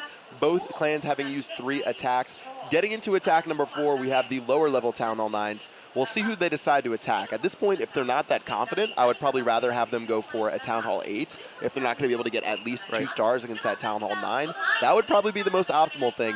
So we'll see what they decide to do and what strategy they want to use. Yeah, that's interesting. That's a good point because that might be a good strategy to make sure to guarantee some 3-star additions to the score. And so we've got the number 4 guys coming up next. So that will be Edmondo Honda for Otona no Ochazuke. Very and nice. Pat? Nanika ga Hajimaru Gobyome has Curry-chan, who's going to be attacking next. And again, these are the lower level Town Hall 9s. I think they still have like level 20 heroes. 25, I think. 25 heroes. Yeah, so it's sort of a travesty to call them lower level. Yeah, don't take it the wrong way. That's high level heroes for the Town Hall 9. All right, well, we're going to go ahead and get those next attacks in just a second. Let's see what happens. I'm hoping for some at least 2-star raids, but let's try to be hopeful and go for 3. All right, so attack number 4, here we go. See who we'll be looking at first, as it is going to be, so it's going to be hashtag Japan. Hashtag Japan. I don't know who here. So many characters on the screen. So player number 4 versus player number 4, and it looks like we're seeing another blend of armies. We've got some. It looks like it's Go Wee Wee, but 4 balloons as well. All right, we'll see what he plans on doing with those balloons. He's going to use a golem right here and some wizards, but unfortunately, it's going to take a while. The golem's already going to be taking a ton of damage over there, so let's see what it decides to do as he drops some witches, and let's see as those guys go in. Yep, so this will actually be Curry-chan from Nanika go Hajimaru Gobumai that is attacking, and so he's moving in against Edmondo Honda from Otona no Ochazuke. And here come the witches at the top of the screen. Hopefully there's no giant bombs anywhere up there. Oh my god, we saw the most epic giant bomb fail yesterday. 14 wizards or witches on 2 giant bombs. That was amazing. And that was actually the only base that didn't get 3 stars because he got those witches on top of those giant bombs. So crazy stuff there. But continuing on this raid, looks like these heroes are dropped around. The King's ability has already been popped. We're sitting at 27%. And attacking from both sides, I don't feel like it's working out too well for this raid. No, and at the top of the screen, we saw a mortar and a wizard tower just wreaking havoc on those witches. You've got to watch out. Those witches are so exposed. early on like that, when you've got walled off splash damage, you cannot fail to account for the splash damage. It's just going to take those witches out. And it looks like the witches at the top of the screen are indeed all gone. All right, well, he still has the rage spell. Those extra balloons that he was saving up for a rainy day are going to be popped out right now. Queen's finally going to shoot down the enemy queen, but still getting to that town hall is going to prove to be likely impossible. And this one looks like it's going to be ending in 0 or even a single star. Yeah, that last rage spell pretty much unused by the balloons as they fell right as the spell was deployed. There goes the queen. Got the first star for 50%, but that's going to be it. 1 star for #Japan as they attack. Not the greatest. Again, this is the lower level Town Hall 9 that you would expect to at least get 2 stars against. So 1 single star. And yeah, the score so far on the other side, it's a 47% with only a couple lava pups left. He might be able to actually get that 50% for a single star. So surprisingly, yeah, this is Otona no Ochazuke. This is Edmondo Honda's attack. As he's wrapping up, it looks like he did manage to grab 50% with the archer there at the top of the screen, the lava pups. Grab that single star. So again, seeing a similar score on both sides. Both players with 1 star. Both players with 1 star. Like you said, they're consistent. You can say that. The 1-star attacks are coming consistent. In. Oh, wow. Okay, well, looking at the score right now, after this raid wraps up, it should be 3-3 with both having used 4 attacks before we get into the final attack, which will be between the Town Hall 8s. Again, at this point, if you're these clans, I would suggest, strategy-wise, to probably use your higher-level Town Halls against the lower-level Town Halls. Right. I mean, we initially thought that maybe the 2 Town Hall 10s would need to exchange attacks, but with that many stars left on the board down low, that's definitely where they're going to want to move. With the Town Hall 10s. There's lots of cleanup left down there, and those 3 stars on the Town Hall 10s going after the 9s could make the difference. Yep, we'll have to see what happens as we get into round 2, but we still have 1 more attack inside of round 1 between the Town Hall 8s. We'll have to see what they do. Probably Hog Riders. I would, if I were them, even for these Town Hall 9 attacks, if you just like use all Hog Riders, which probably isn't even the most optimal, you'd likely want to bring a golem and some other stuff, but even if you just use all Hogs and some heal spells, you're probably going to get 2 stars against one of these bases. I would guess. But it would be interesting. I think as we saw the Town Hall 8 bases earlier, there are some spots for double giant bombs, which could end one of those raids quickly. But then again, also surgical deployment of the Hogs sometimes works out, is a good way to battle the giant bomb deployment. Right. You're dropping them, you watch where they path, and you can kind of predict at least where the Hogs are going to go if they're going to trample that double giant bomb spot, or maybe skirt it, or just ideally trigger 1 while the heal spell is active in the area. Right. We'll have to see what they do. We'll have to see what they bring out strategy-wise. Town Hall 8 means you don't have your Archer Queen, so it's only going to be on the King, especially if they drop it in the very beginning. But the final attack for round 1 is going to be underway before we go back to the top of the list, I guess. So let's go ahead and get to the final attack between Eiro Shinja and Mikan going into this next battle. Good call on the names there. So, yeah, that's it. So we've got the Town Hall 8s getting ready with their attacks. I have to take a look at the Army comp.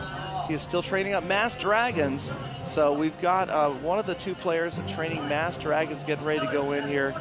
And it looks like he's working on it. He's working. The interesting thing about the Army training is they don't cost any gems, man. Instantly. Yeah, you notice it says 0 gems, 0 training time. Get him in there. A man finish can up dream. Those dragons. If only. You can tell. You can hear the other attack has begun. But we've got Mass Dragons coming from this side, and this is Eiro Shinja. All right, let's see what he can do at Town Hall 8. Got 2 rage spells and a heal spell as he attacks. Let's see what he does. Don't you get the Dark Spell Factory at Town Hall 8? Yes, you do. That's a good one. Okay, well, looks like he missed out on a dark spell, but better than forgetting all of your spells like that guy inside of the last war. He's attacking with dragons, and honestly, when you guys have been struggling with your raid inside of your clan, something like Mass Dragons is actually not a bad idea to try to get back onto the scoreboard. The King just vaporized over there by the Clan Castle troops. The Clan Castle Dragon and Balloon just annihilated that King. And the Dragon's moving in from the right-hand side. But the King going in kind of early and didn't do a lot against that Clan Castle.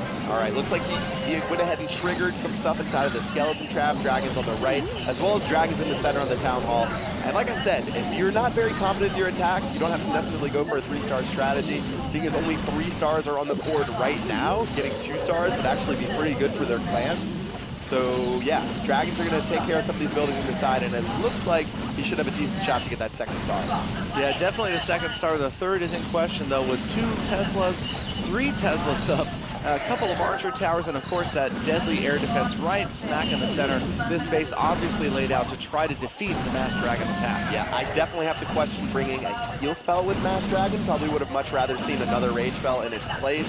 Dragons are going to keep running around, but looks like they're going to get 2 stars for this race. Normally, I would rather see a 3-star against the Town Hall 8, but looking at where we are so far for this clan war, I would say 2 stars is definitely a victory. Exactly. It's 3-3 right now going into the next round.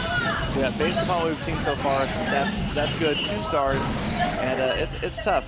Usually with those Master Dragon raids, you're right, it's either all rage or maybe all lightning spells. But 2 stars, 67%. And looking at this, he's going to wrap up a 3-star. All right. Yep, there it is. Finally. 28 wizards, just 1 Hog Rider used on that last attack, and that was a 3-star, and that's a big one right there. And that actually puts Nanika Ga Hajimaru Gobyumai in the lead, 6 stars to 5 after 5 attacks. All right, well, we saw our first 3-star and our first 2-star in those last 2 attacks, which is great to see. Yeah. So it looks like they got 3 stars. That one actually came down to the wire. I saw them going crazy in the background, so I heard it getting excited, and I took a peek, and I saw the King and the Wizards in the center going for that 3rd star. Yeah, you could tell there was a lot of tension there and a lot of excitement from the crowd starting to build as we're starting to see some higher star attacks. Hopefully we'll see some more in the second round. We've got 5 more attacks. We're going to see the bottom 3 players attack at the same time. So we'll have 6 simultaneous attacks. And then the top 2 Town Hall 10s. And that's going to be interesting. Where do they go? Do they go after the other Town Hall 10? Do they move down and try to pick up those stars that were left behind on the Town Hall 9s? I feel like they're definitely going for the Town Hall 9s. You've got both Town Hall 9s on both sides were 1-starred. Yeah. So there's that's only been one base potential- so far that's been 3 stars. Yeah. So there's a potential for 4 more stars right there. Yeah. That seems like the wisest move as opposed to hoping for a long shot. My advice is by far and away, stay away from the Town Hall 10s. Yep. Go for the Town Hall 9s with your Town Hall 10s. Unless your Town Hall 9s turn it around to get 3 stars for these attacks, just go for the Town Hall 9s with your maxed out bases. Right. Try to get as many stars as possible, because at this point, I feel like something around maybe, let's see, 3, 4, 9 or 10? Yeah, 9, 10, 11 stars? 9, 10, 11 stars is going to win the war. Yep. So Yeah, you're just trying to, this is when you just go into the full survival mode and just attack the lower level bases. Exactly. And try to get as many stars as possible. This mass attack, and you can see the 3, 4, 5 players training up their armies right now. This mass attack that's about to happen will definitely determine what those Town Hall 10s have to do. Will they be forced to go against a higher level Town Hall 10, or will they be pressured to move down and try to 3-star a 9? Yeah. And after what we've seen so far today, one of these 10s, 3-starring these 9s is not a gimme. I mean, it's tough. I mean, I'm not making fun of these guys by any means. It's tough, the pressure. Sometimes if the lower level Town Hall 10 is going up against that maxed out Town Hall 9, I've seen it happen in my own clan recently in Clan Wars. I've seen Town Hall 10s, I won't name any names, get 1 star against Town Hall 9s. Okay, that's rough, man. That's why really I didn't rough. name any names. Yeah, all right. Well, I'm expecting some really solid attacks in this second round. I have the faith that our men over in Nanika Ga Hajimaru Gobyome and Otana no Ochazuke are going to end up pulling some greater attacks out. Probably a little bit nervous in the first round, but again, you have to make sure you attack from the right side of certain places. We'll just have to see what happens as we start up round number 2. Yep, hopefully their nerves have calmed down a little bit. You can see them down there. They look a little bit more relaxed. They've had some time up on stage. Why are you laughing? Yeah, I'm hoping. You know, it's tough. And you're an optimist, man. Like anything, I am an optimist. They've been out there for a while, and you know, they get the first attack jitters gone. Have a little more time to think about this and strategize. And obviously, I mean, these guys have volunteered. They're up there by choice, so they know what they're getting themselves into. But you know what's really cool is that it's tough. Obviously, judging from the first 5 attacks, it's pretty rough for these guys. But as a player, you realize if you can end up pulling out a 3-star, then you are going to, like, you could single-handedly win the war for your team, you know? Because a lot of people aren't performing. So if you can be that guy that steps up and says, hey, I'm going to 3-star one of these bases, then that's going to be big for your team. That's true. And we saw that yesterday, or was it the day before, in the test attacks. We had one player go out and get 6 stars and absolutely carried his team to Supercell victory. employee. Yeah, it was a Supercell employee. He killed it. That's true. He killed it. He just slaughtered Shout out the to my other man bases. Douglas. Yeah. He killed it. 2 3-star attacks, carried his whole team. And so something like that, yeah, this last round, a 3-star attack could be what swings the whole war. Going into the second round, 6 stars to 5. All right, well, we'll see what happens. Again, 9, 10, or 11 stars are probably in the forecast. Taking a look at that audience again, everyone is surrounding the booth. It's only around noon, and people are still filling in. It is just ridiculous. Absolutely. The Tokyo Game Show only open for 2 hours today. This is the last day, though. I hate to see it go. It's been open since, it's only been 10 open this morning. Yeah. And so we'll definitely see more and more people filing in. I hate to see this end already. It has been so much fun to get out there and just meet the people. I saw you out there taking some pictures with giant groups of fans earlier. I got a chance to sign a couple autographs, which was kind of a strange experience for me. And but a lot of fun to be out there and to meet some of the Japanese fans who are just so passionate about Clash of Clans. Oh my God! And like the lines, they're just passionate about gaming in general. There's some lines that are 4 hours long, and these people just stand in line. They don't even say a peep. They're just hanging out. They're ready to go. And they're ready to just wait to play some of their favorite games, including, again, we saw the Oculus line next to our booth was pretty crazy yesterday. Yep. Oculus, and then next to that Star Wars, the PS4 VR. Oh man, that looks Morpheus. intense. Yeah, the Morpheus line was gigantic. Some of the things, and there was some other booth across the way that I saw earlier. It was like Tokyo Game Party. There's some weird games. There's some weird, strange. Oh, they're awesome though. We love it there. I mean, yeah, I mean, we're not used to seeing it, but there's just such a diverse culture here, and so you see these games about like parties and cooking and just everything you can imagine. That's kind of the neat thing about it. I'm going to the cosplay section after the stream's over. That's for sure. That's going to be fun. So make sure you check my Twitter for some interesting We've seen some elaborate costumes. Yesterday there was a Pekka out here. Just it didn't have anything to do with Clash. It wasn't like a Clash person. It was somebody who had created this Pekka costume. Yeah. It was perfectly done. I thought they were hired by Supercell, but then last night at dinner they said that it was just a fan who showed up in a Pekka costume. He stood in line for the base review for like 2 hours in the Pekka At least costume. 2 hours. He was here the whole entire time. And people were taking this guy's swords. It was beast, and it was funny because he was only like maybe this tall. Yeah, he was. I like your picture. Yeah, he was the shortest Pekka. I mean, we were standing in line to get pictures with the Pekka. I mean, that was super cool. Yeah. So well done. Yeah, there's been a lot of photo ops here, whether it's the Hog Rider out there, which is being surrounded right now because there's so many people. It's been awesome. But again, we're waiting to get into round number 2 of our clan war between Nanika ga Hajimuru Gobi Yobe and Otona no Achazuke. Exactly. I think I missed that one a bit, but yeah, just a bit. Tried. Just like this much. By that much. But you can see the players down there preparing for their second round. And again, it's different. You're going to have 3 players attacking at the same time on both teams for a total of 6 attacks at once. That's going to be both of the Town Hall 9s and the Town Hall 8 on both sides.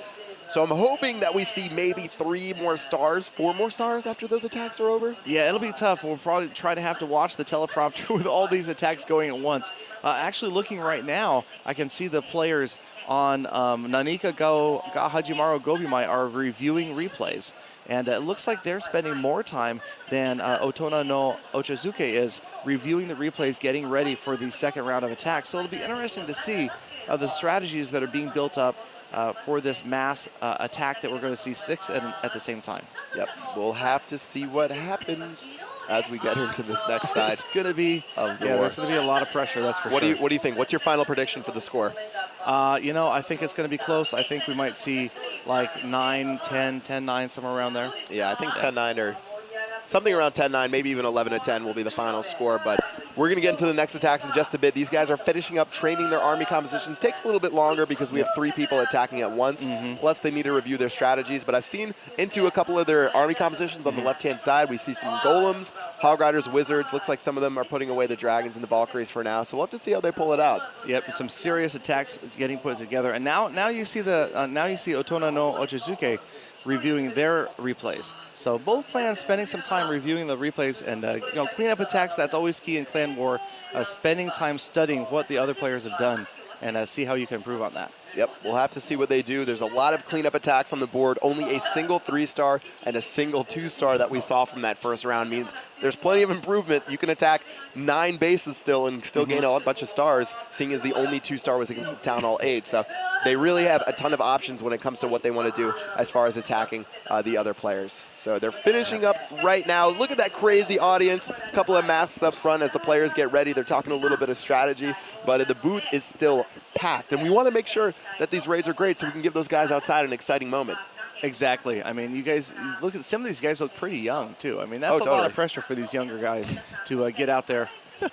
I keep going back to that. But you keep going back to pressure, man. That is so hard. Oh, I mean, gosh, most of those guys have probably, you know, they're not the type of people that have been in front of large groups like that. You know, we saw some YouTubers get out there, and that's a little bit different to have YouTubers who perform for a living, who do that sort of thing, versus these guys. You know, it's going to be tough. But again, second attack, 6 attacks going on at the same time. I'm really interested to see how this changes the last 2 attacks. Yeah, and this is their second attack, so you would hope if they had any nerves, they're washed away. Now they're focused in, and they're ready to go. So I feel like they got to lay it all on the line. Again, you can be any one of these single players out of all 10 players can change the entire war. With all these low scores being posted, if you can get a 3-star, you can almost single-handedly win the war for your clan. I think so. I mean, we're looking at 6-5 right now, so a 3-star absolutely huge. That's totally 50 or more % of the entire score so far for a 3-star.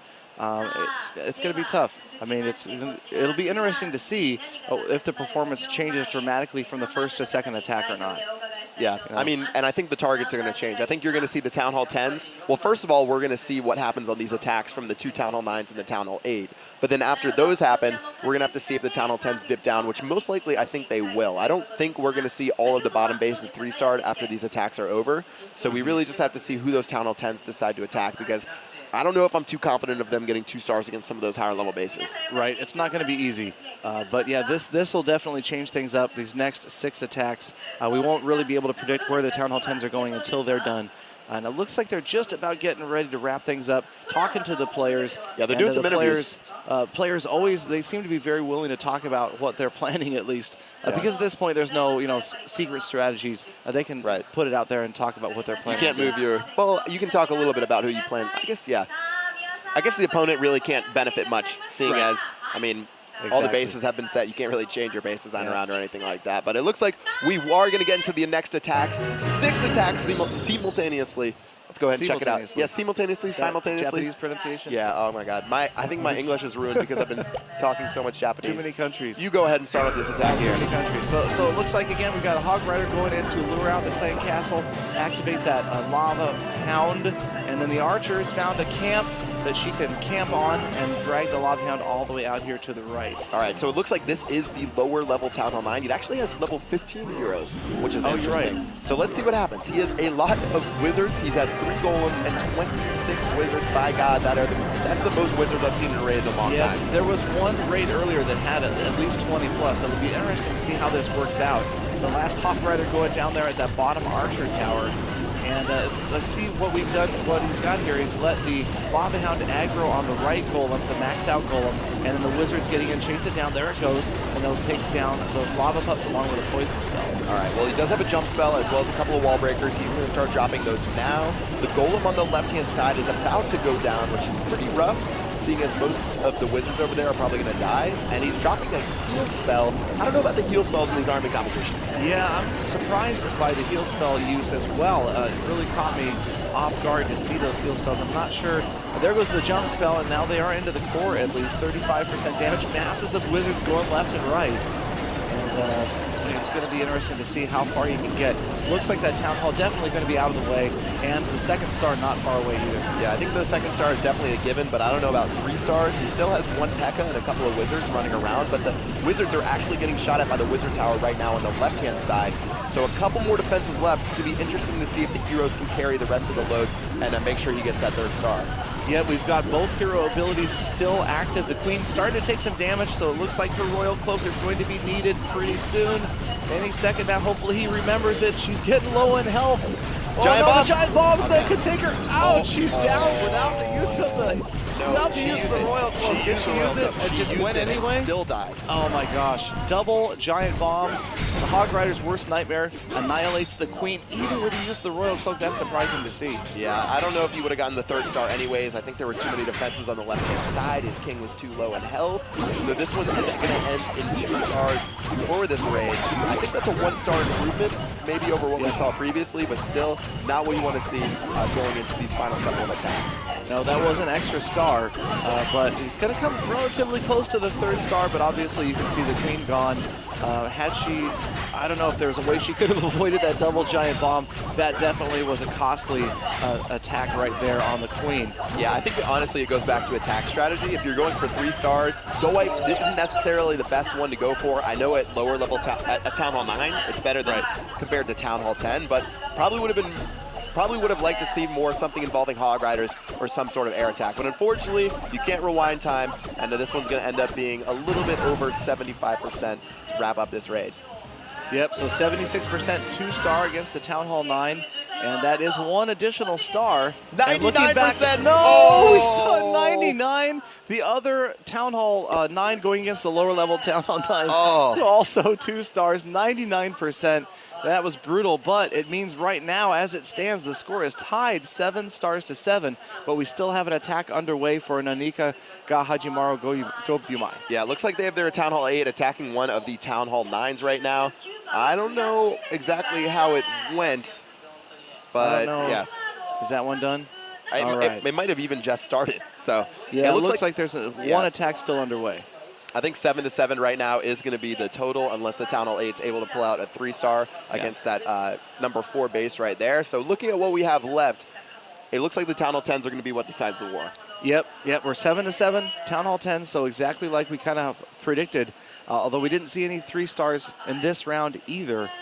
So it's going to be close. It's going to be interesting. But now the question is, how many cleanup stars do you have left? You've got 3 cleanup stars in the Town Hall 9s on both sides. Okay. So there's a potential that this could end up tied. Oh, man. And looking at the total destruction right now, obviously, it looks like the clan on the left is going to have a pretty significant advantage at 71.4%. Yeah, I mean, a fully, just about a 10% advantage right there. And that could come down to the total damage that was done on those top 2 Town Hall 10s. In the very beginning of the war, right? Because there wasn't that many, it was like 36%, 37% for most of those Town Hall 10 attacks. So not a lot of points right there. So we'll have to see. Again, 3 stars are left. I actually would be surprised if they got all 3 of those stars. I feel like we might see a fail on the number 3 base, the fully maxed out Town Hall 9, just judging from some of the attacks we've seen so far. So let's see what happens. It could be a 10 to 9 final score for this 5v5 clan war. It will be interesting to see. And if it does indeed come down to that, if it ends up being a tie and they do 3-star both of those Town Hall 9s, obviously you're going to see the top Town Hall 10 go against number 3, the number 2, the lower level Town Hall 10 going against number 4, and hoping for to add those 3 stars to make it 10-10. Then it comes down to total destruction, and technically 0 stars win wars in that case, because whoever did the most damage on the number 1 base 0 stars win wars. is going to make a difference. You've blown my mind, Galan. You've blown my mind. It'll make a difference. The 0-star attacks will be factored in. Believe it or not, I mean, you would almost never see that in a 50 versus 50 clan war. But in this, with only 5 players, a 0-star attack, the percentage of damage done in that attack will be counted towards the total should we need a tiebreaker. That's amazing. And so if you extrapolate it out, I mean, it's a long way down the rabbit hole. You could say 0 stars win wars. 0 stars win wars. But I'm not going to say it.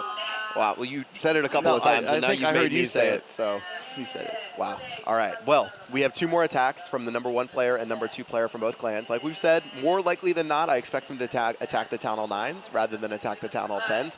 Let's say one of them goes crazy and attacks the Town Hall 10 and gets 2 stars. That would be... I would be super surprised. Yeah, that would be mind-blowing. And, you know, it's probably better just to attack the Town Hall 9s anyways, because one of them's only been 1 starred on both sides. Right. So you've got 3 available stars. Both of the number 3 bases have been 1-starred. Both of the number 4 bases have been 2-starred. Unless the number 1 player thinks that he could 3-star the number 2 base, and based on what we've seen so far, I don't see that happening. No. Then that would be the long shot to go for the win. And if you're looking at destruction percentage, maybe Nanika ga Hajimaru Gobyumai, the clan that only has 61% damage on the screen, maybe their only choice to try to win this war is to go try to 3-star the number 2 Town Hall 10. Because they're so far behind in damage right now that it's going to be a long shot, even if they were to achieve a tie.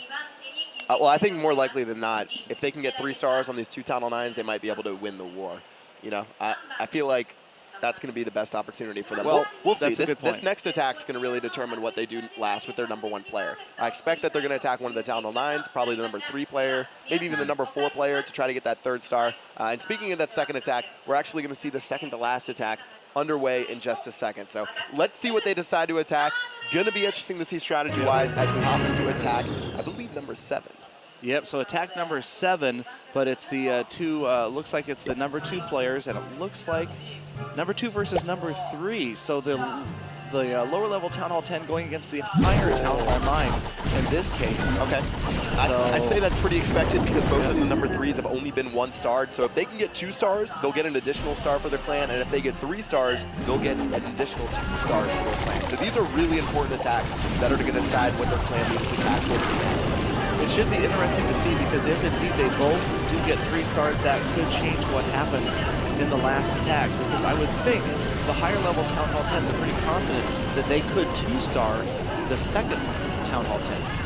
And then the outside chance of 3-starring would be the same as going down and adding a 3rd star to that, the lower level Town Hall 9. So it's starting to get convoluted. But this attack is well underway, and again, we're seeing an attack from both sides of the screen. You've got a P.E.K.K.A over there and some witches and wizards trying to take down the Lava Hound. Yeah, we're at 15-16% right now. Things didn't go as planned on the right-hand side. We'll have to see what happens. But as he goes in, still has his clan castle left. Don't know what's in there. Maybe a golem. But obviously, it looks like he was going for 2 stars on this one. And I don't know if that's going to work out because there's still so many buildings in the center. Wow, that is, yeah, the Queen still has a lot of health, but that Lava Hound wreaking havoc. All the troops down on the right-hand side, and it's moved on towards the left, and that's going to distract you. And here, there goes the Queen's ability. King is down. A couple of spells left. Witches on the outside. Oh boy, this is tough. Yeah, don't even see maybe 2 stars. It's going to be tough to get a 2nd star out of this base. He still has the Lava Hound. I think destroying some of these troops over there, just being a pain for that archer. A couple of archers, and I guess Larry's on the top left. But at 45%, unless he can stay away from most of these defenses, I don't think it's going to work out. And plus, the Lava Hound's running all the way across the map. This one is absolutely wreaking havoc on these troops. It looked like this Lava Hound, talk about a heroic Lava Hound, it seemed like it just annihilated everybody. Yeah, and you know, if you actually take a look at the other raid, which we can see in the corner of our eye, we do have a 2-star, 89%. It could even be a 3-star. That could be the deciding attack on the other side of the map. So hopefully they'd be able to switch it over, but we're just taking a look at some the Lava Hound hanging out, because this guy only has a poison spell left. So please, be the hero that we need and end this raid so we can check out the other one. Yeah, the other attack is still underway, and it's up to 95% damage right now. If we could see that other screen right now, that's where the drama is happening, but it looks like it's going to be a 3-star. There it is. And it is. The #2 player achieved 3 stars on the other base, and there is the very end of the attack right there, and that is going to be a big difference. Now, so we go back and look at the war map, and now we've got Nanika with a 9-7 lead. Yeah, it looks like Genie was able to pull out 3 stars for Nanika ga Hajimaru Gobyome. So they're going to be leading 9-7, and honestly, Galda, I feel like that could be the clincher, unless the #1 player from this clan can 3-star one of the Town Hall 9s, which I would expect, but judging from earlier, you never know. And again, still, the #1 player from Nanika is going to have a chance to 3-star another Town Hall 9 and get their clan the 10th star, which would be the winning star in this case. Yeah, that 10th star puts it pretty much absolutely out of reach. Even 1 star for that last attack, and there's going to be no chance to come back, barring insane 3-star on the top Town Hall 10. Yeah, we'll have to see what happens as we get to these final attacks. 9-7 going into the last one. And let's see what happens. Hopefully we can cap it off with some 3 stars. #4 hasn't been 3-starred yet on both sides. #3 still hasn't been 3-starred on, I believe, Otana's side. They haven't 3-starred the #3 base, so they could go for that. But it's going to be tough. I feel like at this point, Nanika should have it wrapped up unless some miracle happens for Otona. Exactly, and this clan war just about to wrap up, but remember there is another event coming up next week in Korea, and so you guys can tune into the Japanese stream there, and that's going to be super exciting. Max Mirai versus MSSP, and we're going to be there. Well, yeah, no, the stream actually in Korea, that's going to be going on next week, hosted by OGN, which we'll give you guys more details of soon. You guys should definitely tune into that. But later today, the stream's going to continue on the Japanese Clash YouTube channel, where you can see Max Mirai, super famous Japanese YouTuber, as well as we're going to be on stage raiding. So that's going to be interesting. Are they going to be live streaming that raid? That's going to be crazy, Oh, actually. great. Fantastic. I was kind of thinking that was off stream. So, yeah, so the Japanese stream, if you guys stick around and you watch that, even if you don't speak Japanese, you'll be able to see us up on the stage raiding, and it is going to be intense because that's the big main event, Max Mirai versus MSSP. Yep, but keep in mind, again, OGN next week will be hosting the Korean stream. That's going to be quite the event. They've obviously been around esports forever, and they've done a ton of events, so we'll see what they put up for there. But it looks like we're going to get into our final attack today between KS and Namahage. Let's see if they can turn it around and try to tie up this war or maybe even take the victory. Yep, so with a 9-7 lead right now, it's going to be interesting to see exactly what happens. And we can obviously see it's number 1 versus number 4. So going for the lower level Town Hall 9. And just a potential of adding 1 star. And then you've got on the other side, you've got number 1 who's chosen to go against number 2. All right, let's see what happens as they attack. KS is going in against the number 4 base. He does have fully maxed out troops and fully maxed out heroes, so you wouldn't expect 3 stars for this attack. Looks like he's bringing out some witches. Yeah, the witches moving in from the top along with the P.E.K.K.A there as well, and the Lava Hound has fallen early. And hopefully those wizards are going to try to take out the pups as they do. Everybody over the jump spell, kind of headed towards the Town Hall enclosure. Now they're going to get drawn in by the defending Barbarian King. Good freeze spell, freezing all those Teslas right in the center. Yeah, the King and Queen are finally being dropped. Those were probably a little bit late. Again, as far as army compositions go, going for 3 stars, probably could have picked something a little bit easier than this, than relying on something like your witches. So let's see what happens as he makes his way into the center of the base with the P.E.K.K.A and his King. Yeah, those level 40 heroes, super powerful, especially against this type of village. You can see the Queen working her way out towards the right-hand side, and it looks like she's going to be okay to take out the other structures there without taking too much damage. And these units rolling through the center have moved on past the Town Hall enclosure. There goes the Iron Fist, and 69-70% damage. All right, well, it looks like he's at 70%. Still plenty of P.E.K.K.A left. Honestly, it's safe to say he overpowered this base. Just that sheer power of his troops and his heroes. Really was able to just throw everything in the center and take him out. So the final defense is going to go down right there, and that should be a 3-star for KS against the number 4 player. And we'll have to see what happens as that pertains to the rest of the war to see if the other clan was able to get a single star and be able to get, or I guess cap off their victory for this challenge. Right, so there it is. That is not an additional star. And here we go to the other attack. And now we've got Namahage against Genie, and actually, it is that was a the 1 star. That was the winning clan that did that, right? That's right, so that was 10, yeah, that was 10 stars to 7. So that is pretty much the win right there. So we've got Otona no Ochazuke with 10 stars. And this attack wrapping up with another 1 star. And that's pretty much going to be it. Yep, that looks like it's going to be at 85%. A couple of lava pups left, but I don't know if we're going to be able to take out that Town Hall. Looks like it should be, yeah, I believe it's Nanika, right, who are in the lead? Yeah, Nanika, Nanika ga Hajimaru go Byome should be able to win this war, I believe, with 10 stars to 7. Unless this Town Hall goes down right here. That could give them, I guess, an additional star, so it would wrap up being 10 to 8. Yeah, it looks like they're going to make it close. The Town Hall definitely looked like it's going to be out of the way, but the 3rd star not going to happen. Time counting down. And yeah, it's tough trying to get these 2 straight with the characters on the screen. There's the 2nd star, so keeping it close. But again, 90, got into the 90 percentage point range before time is going to run out. So such a close battle. And the Lava Hound, of course, not targeting the air troops, just sitting there in the corner.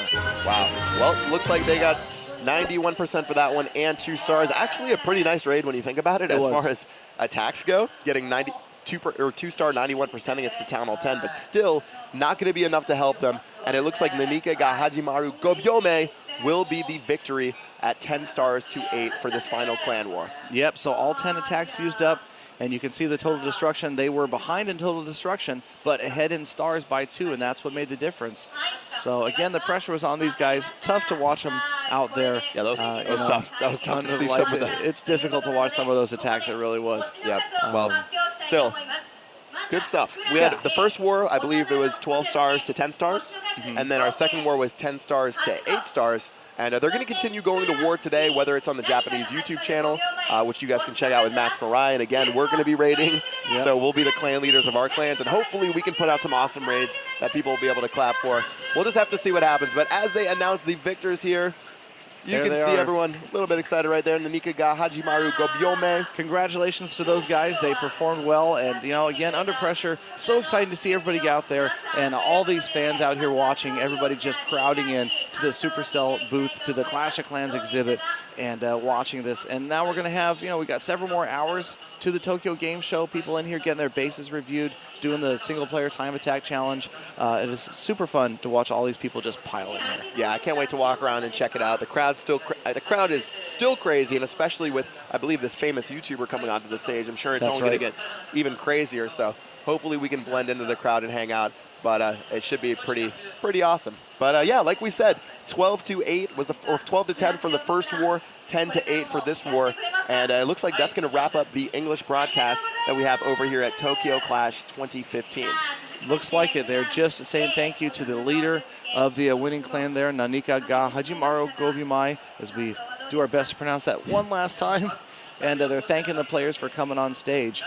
And yeah, that's pretty much going to wrap things up for us. What do you want to do around the event? What do you got going on next? Oh gosh, I mean, some of these lines, you know, by this time in the day, they've gotten pretty long. Yeah. So I might just stick around the Clash booth for a little bit. It's fun to check out the masses. It seems like today was even more crowded than yesterday.